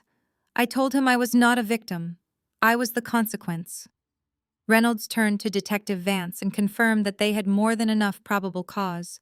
With the wire fraud, the charity embezzlement, the extortion, and the witness tampering, Bradley was looking at decades in federal prison. Reynolds stated that he would take the golden folder directly to a federal judge that afternoon. He promised me they would have a signed, sealed arrest warrant by the end of the day. He then outlined his tactical plan. He said the Bureau usually prefers to conduct white-collar arrests early in the morning to prevent the suspect from fleeing or destroying digital evidence. He told me they would assemble a raid team and hit Bradley's corporate brokerage office at 6 o'clock on Friday morning. They would secure his computers, freeze his bank accounts, and parade him out of his lobby in handcuffs. It was a standard, highly effective law enforcement strategy, but it was not what I wanted. I raised my hand, gently interrupting the special agent. I told him that raiding Bradley's office on a quiet Friday morning would be a massive mistake. Reynolds frowned, asking me to explain my reasoning. I kept my voice completely calm and entirely analytical. I explained that Bradley was a highly connected financial broker who spent his entire life manipulating the people around him. If they arrested him quietly at his office, his wealthy friends and his expensive defense attorneys would immediately start spinning the narrative. They would claim it was a massive misunderstanding. Chloe would play the role of the tragic, unsuspecting pregnant wife. My parents would rally the church community to raise bail money and paint me as the villain who framed an innocent man out of pure jealousy. They would control the story, and they would use their white privilege to minimize the damage to their precious social standing. I told the agents that if they wanted to truly dismantle his criminal network and secure the area they needed to arrest him, when he was completely surrounded by his co-conspirators and his fake charity donors. I leaned forward, clasping my hands together on the metal table. I proposed a different timeline. I told them that this Saturday afternoon at exactly 2 o'clock, my sister Chloe was hosting a massive, incredibly lavish baby shower at the most exclusive suburban country club in the county. I explained that every single person Bradley had defrauded would be in that room. The wealthy church elders who donated to his fake charity would be drinking his champagne. The relatives who believed his lies about his success would be handing him expensive gifts. He would be at the absolute height of his arrogance, completely unprepared for a federal raid. Furthermore, I added my corporate lawyers had already scheduled a private courier to serve my parents with a commercial eviction notice at that exact same time and location. The entire family structure was going to collapse in a single spectacular moment. If the federal agents walked into that country club, they would not just be arresting a fraudster. They would be pulling the curtain back on a massive coordinated illusion in front of the exact audience Bradley had stolen money to impress. Special Agent Reynolds looked at Detective Vance, then back at me. A slow, approving realization dawned on his face. He recognized the tactical advantage of cornering a suspect in a highly public enclosed space where he could not destroy evidence or quietly deny the charges to his victims. Reynolds tapped his fingers against the golden folder. He asked me if I was absolutely certain I wanted to turn my sister's baby shower into a federal crime scene. I stood up from the metal table, buttoning my tailored trench coat. I looked down at the federal agents. I told them my sister was not having a baby shower. She was hosting a crime syndicate masquerading as a family. I thanked them for their time, picked up my empty leather briefcase, and walked out of the interview room. The raid was officially set for Saturday afternoon, and the wolf had absolutely no idea the hunters were already locking the doors. Saturday afternoon arrived with clear blue skies and a bright sun that felt almost like a spotlight waiting for the main event. I stood in the massive walk-in closet of my penthouse, completely shedding the fabricated identity I had worn for years, just to appease my family. There would be no cheap flats today. There would be no oversized, faded sweaters designed to make me look small and insignificant. I reached for a perfectly tailored, deep emerald Tom Ford power suit. The fabric fell flawlessly, projecting absolute authority. I slipped my feet into genuine designer heels that echoed with a sharp, commanding authority on the hardwood floor. I pulled my hair back into a sleek, immaculate style. Finally, I fastened my heavy gold Rolex around my wrist. It was not just a watch. It was a statement of undeniable self-made wealth. I looked at my reflection in the full-length mirror. The frightened, compliant daughter was completely gone. In her place stood a chief executive officer ready to collect her debts. I did not take the modest decoy sedan. I took the elevator down to the private garage and unlocked my pristine, custom-ordered black Porsche. The engine roared to life, a deep and powerful sound that perfectly matched my mood. The drive to the exclusive suburban country club took exactly 40 minutes. When I pulled up to the grand columned entrance, the valet attendants immediately stood taller. They were used to seeing expensive cars, but they were not used to seeing me driving one. I handed the keys to the head valet, tipped him a crisp $100 bill, and walked up the wide marble steps toward the main ballroom. The heavy, ornate double doors of the grand ballroom were wide open, revealing a sickeningly lavish display of completely fabricated wealth. Chloe and Bradley had spared absolutely no expense, or rather they had spared no stolen charity funds. The room was dripping in pastel floral arrangements that must have cost thousands of dollars. There were massive crystal chandeliers, casting a warm, flattering light over a towering 5-tier cake. An elegant string quartet was playing softly in the corner. Waiters in crisp white tuxedos were circulating with silver trays of imported champagne and expensive hors d'oeuvres. The room was packed with the local elite. The influential church aunties were there wearing their finest hats. My father's wealthy business associates were gathered around the bar.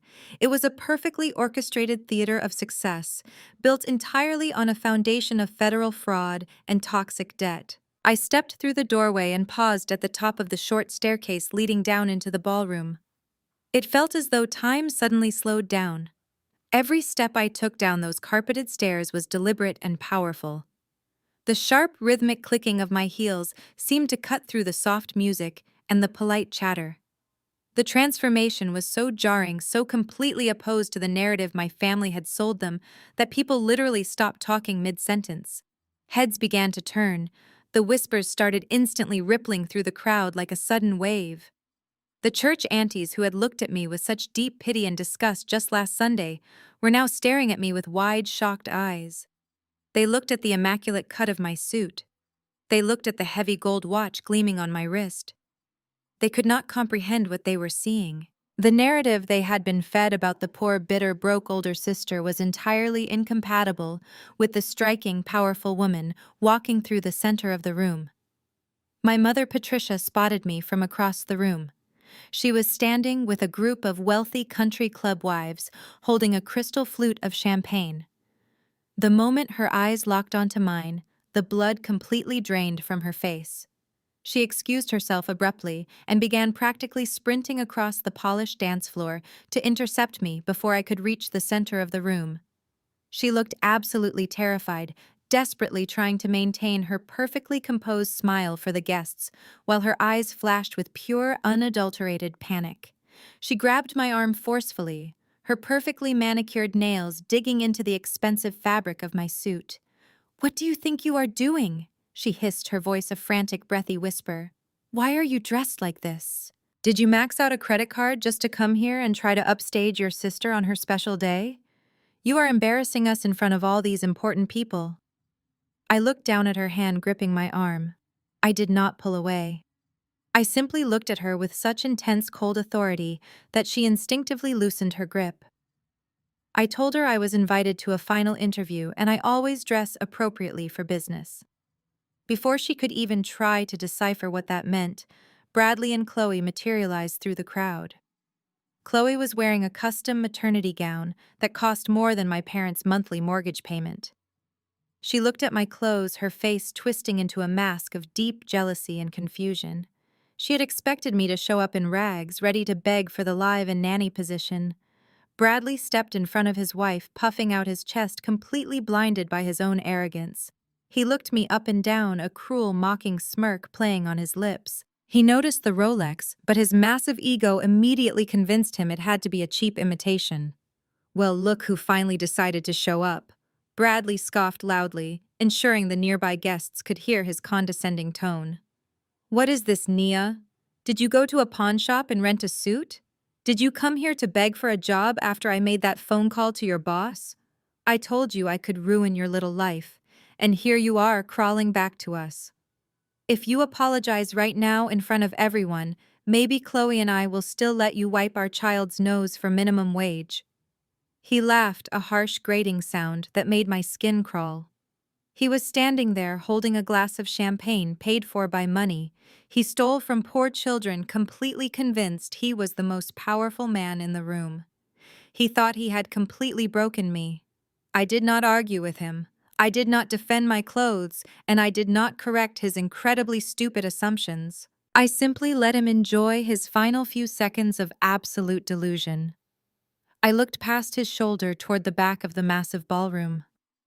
My executive assistant, Maya, had just entered through the service doors. She was dressed in a sharp black blazer, holding her digital tablet. She caught my eye and gave me a single firm nod. The audio-visual equipment was connected. The secure files were loaded. I looked back at Bradley, then at Chloe, and finally at my mother. I gave them a bright, perfectly serene smile that made all three of them physically flinch. I told them I did not come here to beg for a job. I came here to conduct a performance review. Without waiting for their response, I smoothly sidestepped Bradley and walked directly toward the raised platform at the front of the room where the string quartet had just finished their song. The DJ, who was hired to make the official announcements, was standing behind his soundboard. He looked slightly confused as I approached, but the sheer authority radiating from my presence stopped him from saying a word. I reached out and calmly took the wireless microphone directly from his hand. I turned around to face the massive room of wealthy guests. The entire ballroom fell completely painfully silent. Every single eye was glued to me. My family was standing frozen in the middle of the dance floor, suddenly realizing they had entirely lost control of the narrative. I looked to the back of the room and signaled Maya with a slight nod. She tapped the screen of her tablet, and the massive projector screen behind me hummed to life, bathing the entire room in a bright, unforgiving light. The massive projector screen behind me illuminated the entire ballroom with the crisp silver crest of Elite Care. The logo was massive, spanning 10 feet across the wall behind me, casting a cool, authoritative glow over the stunned audience. I raised the microphone to my mouth, my voice ringing out with absolute, undeniable clarity over the silent crowd. "Good afternoon, everyone." I began, letting my gaze sweep slowly across the faces of the wealthy elite, the judgmental church aunties, and finally resting directly on my sister.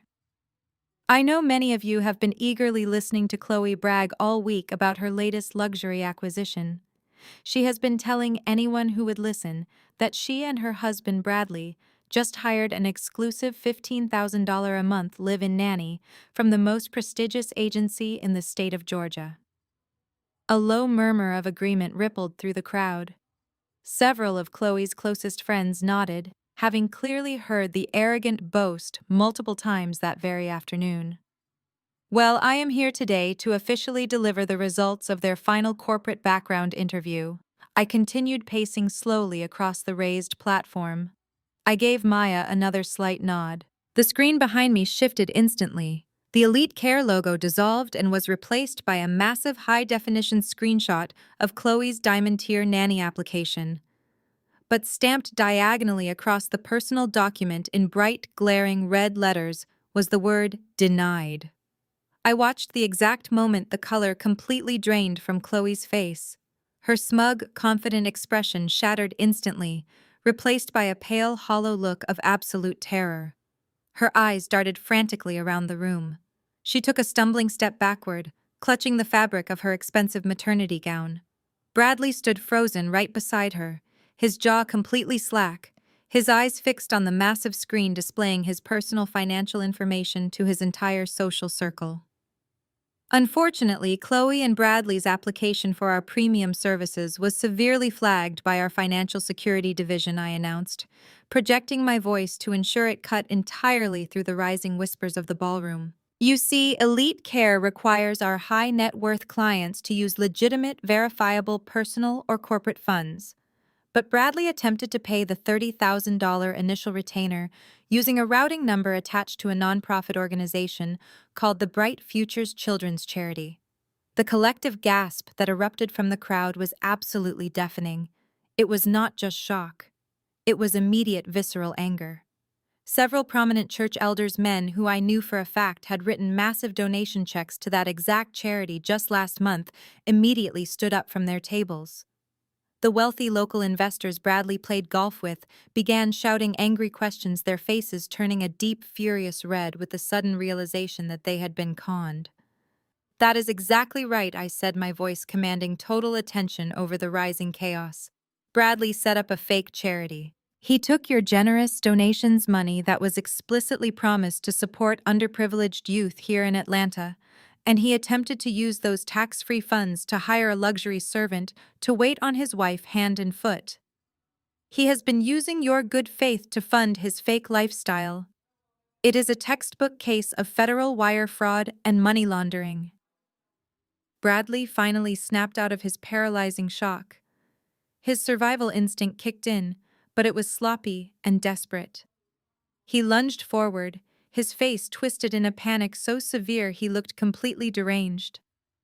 "Turn that screen off right now," he screamed, pointing a trembling, furious finger at me.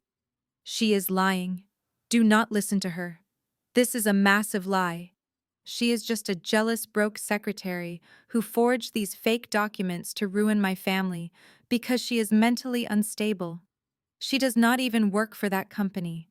She lives in a tiny apartment. She is nobody." He turned around, holding his hands up to his wealthy friends, desperately trying to stop the bleeding. "The charity is completely legitimate," Bradley pleaded, his voice cracking with fear. "We are just restructuring the financial accounts." She hacked into my computer to frame me. I smiled. It was the moment I had been waiting for my entire life. I looked directly at Bradley, watching him squirm in the trap he built for himself. Then I shifted my gaze to my mother, Patricia. She was standing perfectly still on the polished dance floor, her crystal champagne flute shaking violently in her trembling hand. "That is where you are completely wrong, Bradley," I said, my voice dropping into a register of pure, lethal calm that carried effortlessly through the speakers. "I did not forge anything, and I certainly did not hack into your computer. I pulled this official application directly from my own secure corporate server." I paused, letting the heavy silence stretch just long enough to make them absolutely agonize over what I was about to say next. "I am the founder and chief executive officer of Elite Care." If the first revelation caused a gasp, this one caused an absolute earthquake. The entire ballroom erupted into total chaos. The church aunties, the very women who had publicly humiliated me last Sunday at my mother's explicit request, were staring at me as if I had just descended from the sky. They looked at the immaculate cut of my tailored Tom Ford suit. They looked at the heavy gold Rolex gleaming under the chandelier lights. And then they looked directly at my mother, who had spent the last 5 years spinning a pathetic, highly detailed narrative about my supposed poverty and professional failure. Patricia opened her mouth to speak, but absolutely nothing came out.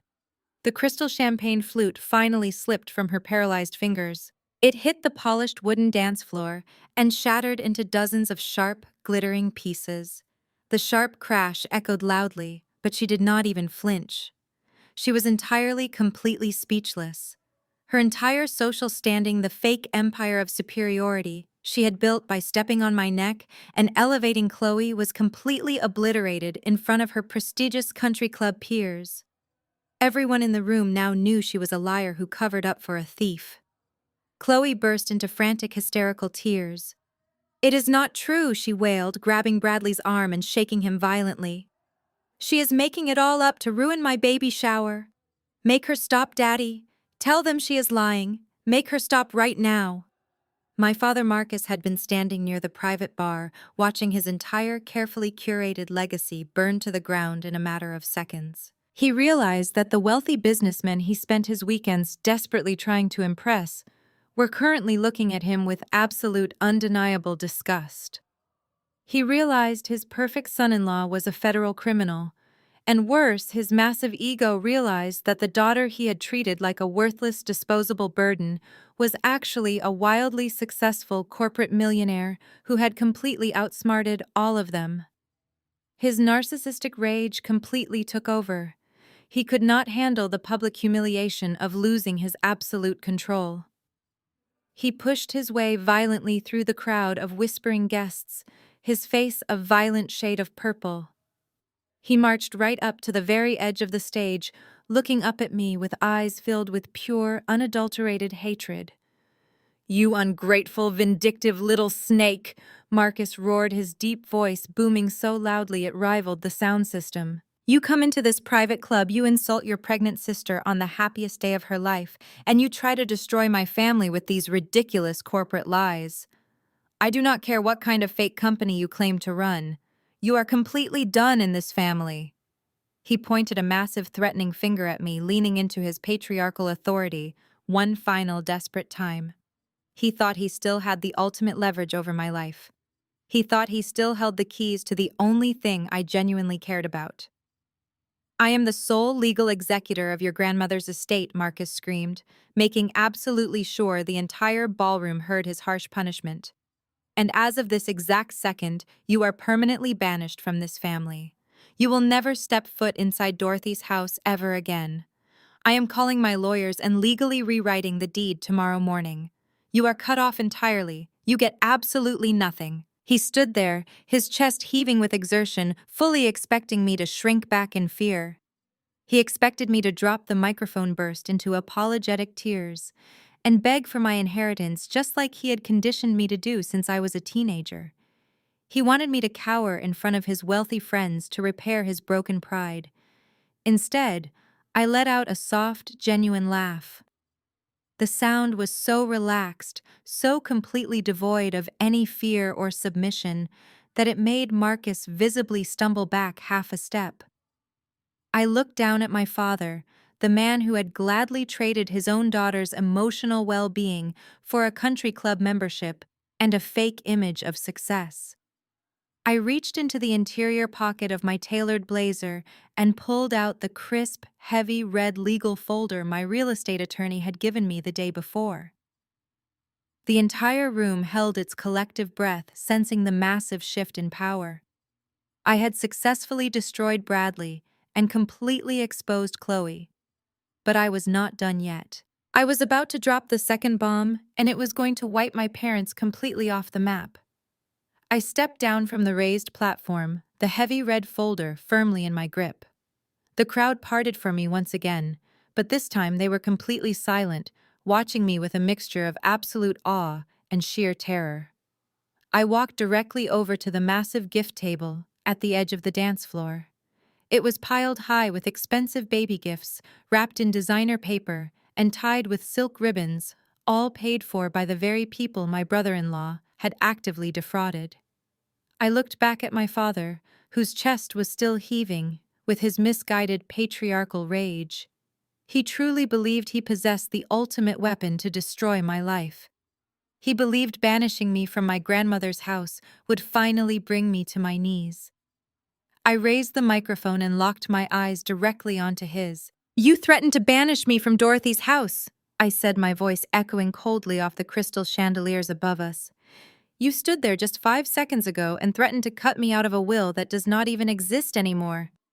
Did you really think I was that incredibly stupid, Marcus? Did you honestly believe I would not find out what you did?" I opened the heavy red folder and pulled out the thick stack of legal documents. I slammed them down onto the gift table right on top of a massive pile of expensive presents. The sharp smack of the paper hitting the table made my mother physically jump in fear. "You do not own that house," I announced to the entire ballroom, letting the brutal truth ring out. 3 years ago, when your precious golden child Chloe demanded a massive six-figure fairy tale wedding, you did not have the cash. You were completely broke, so you abused your legal power of attorney. You went behind the backs of everyone in this family and took out a massive high-interest commercial mortgage on my grandmother's fully paid-off estate. You bled her legacy entirely dry just to buy imported flowers and put a down payment on Bradley's luxury vehicle. My father's face went from a violent shade of purple to a sickly pale white in less than a second. His mouth opened, but his booming voice had completely abandoned him. The wealthy men he played golf with were now staring at him in utter disbelief. He was exposed not just as a liar, but as a complete financial failure. "And because you are a financial failure," I continued, showing absolutely no mercy, "you defaulted on that massive loan. You are 4 months past due." The commercial bank was preparing to foreclose on the property next week.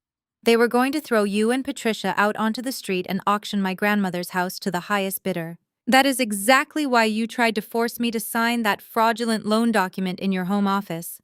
You desperately needed my pristine credit score to save yourselves from total financial ruin. I walked a few steps closer to him, letting a cold, triumphant smile spread across my face. I watched his entire foundation crumble before my very eyes. "But you made a massive miscalculation, Marcus. I did not sign your fraudulent loan. Instead, my corporate real estate attorneys contacted your commercial lender. I used my own liquid capital to buy your toxic debt directly from the bank. I purchased the promissory note. I purchased the deed of trust." I pointed a single perfectly manicured finger directly at his chest. "You are no longer the legal executor of that estate. I am the sole lien holder. I am your bank. I am your landlord. You are currently living under my roof and you are standing on my property." My father staggered backward as if I had physically struck him in the chest. His knees buckled slightly, and he had to grab the edge of the nearest cocktail table just to keep himself from collapsing completely onto the polished wooden floor. The towering, arrogant patriarch was entirely gone. In his place stood a broken, bankrupt old man who had just lost his home, his reputation, and his favorite child in front of his entire country club audience. I reached back into the red folder and pulled out a single sheet of crisp white paper printed with bold black letters. I tossed it lightly through the air. It fluttered down and landed directly at his expensive leather shoes. "And since you are 4 months delinquent on your payments to me," I said quietly into the microphone, "that piece of paper by your feet is your official legally binding eviction notice. You have exactly 48 hours to pack your bags and vacate my property." The ballroom was so quiet, I could hear the ragged, panicked breathing of my mother standing 10 feet away. Nobody moved. Nobody dared to say a single word. I had completely dismantled them. I had stripped away every single lie, every single ounce of unearned privilege, and left them with absolutely nothing. I looked at Bradley, who was still frozen in shock near the stage. I looked at Chloe, who was sobbing uncontrollably into her hands. I looked at my parents, whose lives were now officially over. I lowered the microphone and turned to walk out of the ballroom. But before I could even take my first step toward the grand double doors, a new sound shattered the heavy silence of the country club. It started as a faint wail in the distance and rapidly grew into a deafening, terrifying roar. Heavy, aggressive police sirens wailed from the main road, accompanied by the loud screech of heavy tires tearing up the manicured gravel driveway right outside the venue. The heavy double doors of the grand ballroom burst open with such violent force that they slammed loudly against the walls. The chaotic flashing of red and blue lights spilled into the elegant room, reflecting blindingly off the crystal chandeliers overhead. A highly coordinated team of federal agents wearing dark tactical vests, emblazoned with the letters FBI, stormed into the venue, followed closely by a dozen local law enforcement officers. The elegant string quartet abruptly stopped playing mid-note. The wealthy guests gasped in collective horror, scrambling backward and dropping their expensive crystal champagne glasses as the armed agents fanned out rapidly across the polished dance floor. The atmosphere instantly shifted from a lavish celebration to a scene of absolute terrifying chaos. Special Agent Reynolds marched directly to the front of the room, his sharp eyes scanning the panicked crowd before locking dead onto Bradley. Bradley immediately tried to deploy the only defense mechanism he had ever known. He puffed up his chest, smoothing his expensive jacket, and stepped forward with his hands raised in righteous indignation. He shouted aggressively at the federal agents, demanding to know what they thought they were doing. He explicitly reminded them that this was a highly exclusive private country club, dropping the name of the local chief of police as if it were a magic spell. He expected his tailored suit, his wealth, and his skin color to act as an impenetrable shield. He truly deeply believed he could simply talk his way out of a federal raid using sheer privilege. Agent Reynolds did not even break his stride. He grabbed Bradley violently by the shoulder, spun him around roughly, and slammed him chest first onto the nearest cocktail table. The beautiful floral arrangements crashed to the hardwood floor in a mess of water and shattered glass. Bradley let out a sharp gasp of shock as the cold steel handcuffs snapped tightly shut around his wrists. Reynolds leaned in, his voice booming with undeniable authority, so that every single wealthy investor and church elder in the room could hear his exact words. "Bradley, you are under arrest for multiple counts of federal wire fraud, aggravated identity theft, and the severe embezzlement of charitable funds." The words hung in the humid air of the ballroom like a heavy death sentence. The pristine illusion of the successful elite financial broker was completely shattered in front of his peers. The wealthy businessmen who had respected him were now staring at him like he was a diseased animal. The church aunties who had praised his godly character were whispering to each other in absolute nauseating horror. The invisible shield of white privilege that Bradley had used to belittle me, to extort me, and to navigate the world without facing a single consequence had just been completely obliterated by the full, crushing weight of the federal government. As the agents yanked him upright, the arrogant, condescending predator vanished completely. Bradley broke down. His legs turned to jelly, his knees buckling so severely the federal agents had to physically hold him up by his armpits. He began sobbing uncontrollably, his chest heaving, heavy tears streaming down his flushed face and soaking the collar of his expensive dress shirt. He looked incredibly small and utterly pathetic. Desperate for any possible lifeline, his frantic, tear-filled eyes locked onto me. The same man who had hurled racial slurs at me and threatened to render me unemployable just days ago was now openly weeping like a terrified child. "Nia, please," he screamed, his voice cracking wildly as he fought weakly against the agents. "Tell them to stop. Tell them it was a mistake. You have the money, Nia, please call your lawyers. I am sorry. I am so sorry. I will do whatever you want. Please do not let them take me away." The guests watched in stunned silence as he humiliated himself. Beside him, Chloe descended into absolute unhinged hysteria. The perfect, composed stay-at-home mother lost her mind completely. She dropped to her bare knees on the hardwood floor, screaming at the top of her lungs, blindly grabbing at the federal agents' legs as they began to drag her husband away. She wailed incoherently about her reputation, her country club status, and her ruined life. My parents stood completely frozen in the background, entirely powerless, watching the authorities haul away the golden son-in-law they had literally bankrupted themselves to impress. I stood perfectly still, watching the chaotic, pathetic display of cowardice unfold in front of me. Bradley continued to scream my name, his voice growing hoarse with sheer primal terror as the agents dragged his heavy, limp body toward the grand double doors. He begged for just 1 ounce of the grace, mercy, and family loyalty he had spent his entire life denying me.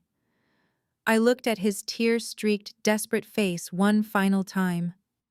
I felt absolutely nothing for him. No pity, no remorse, just the cold, intensely satisfying finality of pure justice. I slowly turned my back to him, facing the quiet emptiness of the raised stage, and flatly refused to ever make eye contact with him again. I walked out of the grand ballroom, leaving the chaos and the screaming entirely behind me.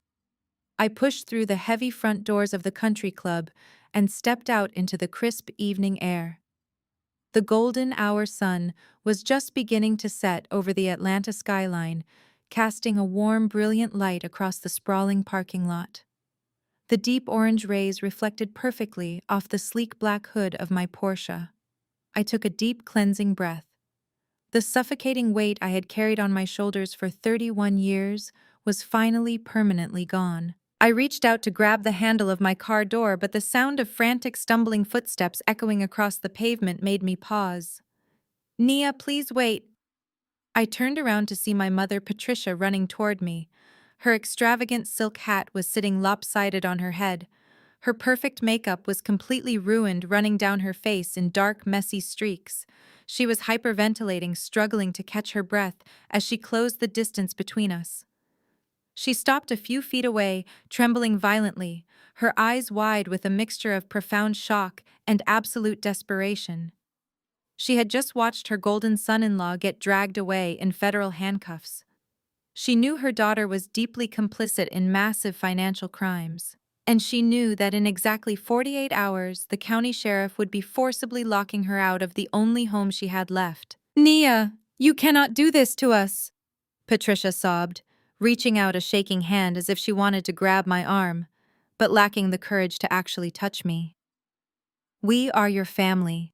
I am your mother. You cannot just leave us with nothing. We made a mistake, but we can fix this. Please just forgive us." I looked at the woman who had spent my entire life making me feel incredibly small. I thought about the days she locked me out of the house. I thought about the time she threw a diaper bag at my feet and commanded me to be a servant. She was only apologizing because the illusion had shattered, and she was the one left sweeping up the broken glass. I did not raise my voice. I spoke with absolute, terrifying calm. Family protects each other. I told her, my words slicing through the warm evening air. Family builds each other up. You were never my family. You were just parasites waiting for a host. And I am officially cutting off the supply. I did not wait for her to respond. I pulled open the heavy door of my Porsche and slid into the leather driver's seat. I shut the door firmly, locking her out of my life forever. I started the engine, the powerful roar drowning out the sound of her pathetic weeping. I shifted the car into gear, but before I pulled away, I looked directly into the rearview mirror, locking eyes with you. "They spent my entire life calling me the black sheep," I said, staring straight through the glass. "So I took that disrespect. I built an empire, and I turned myself into the alpha wolf." If you are sitting out there right now letting toxic people drain your energy, your finances, or your joy, under the manipulative guise of blood and family, let this be your sign to cut the cord. You do not owe your abusers your future. Subscribe to my channel and share this video if you have ever had to stand up, walk away, and take your absolute power back. I pressed my foot down on the gas pedal and drove away into the sunset, leaving the wreckage entirely in the rearview mirror.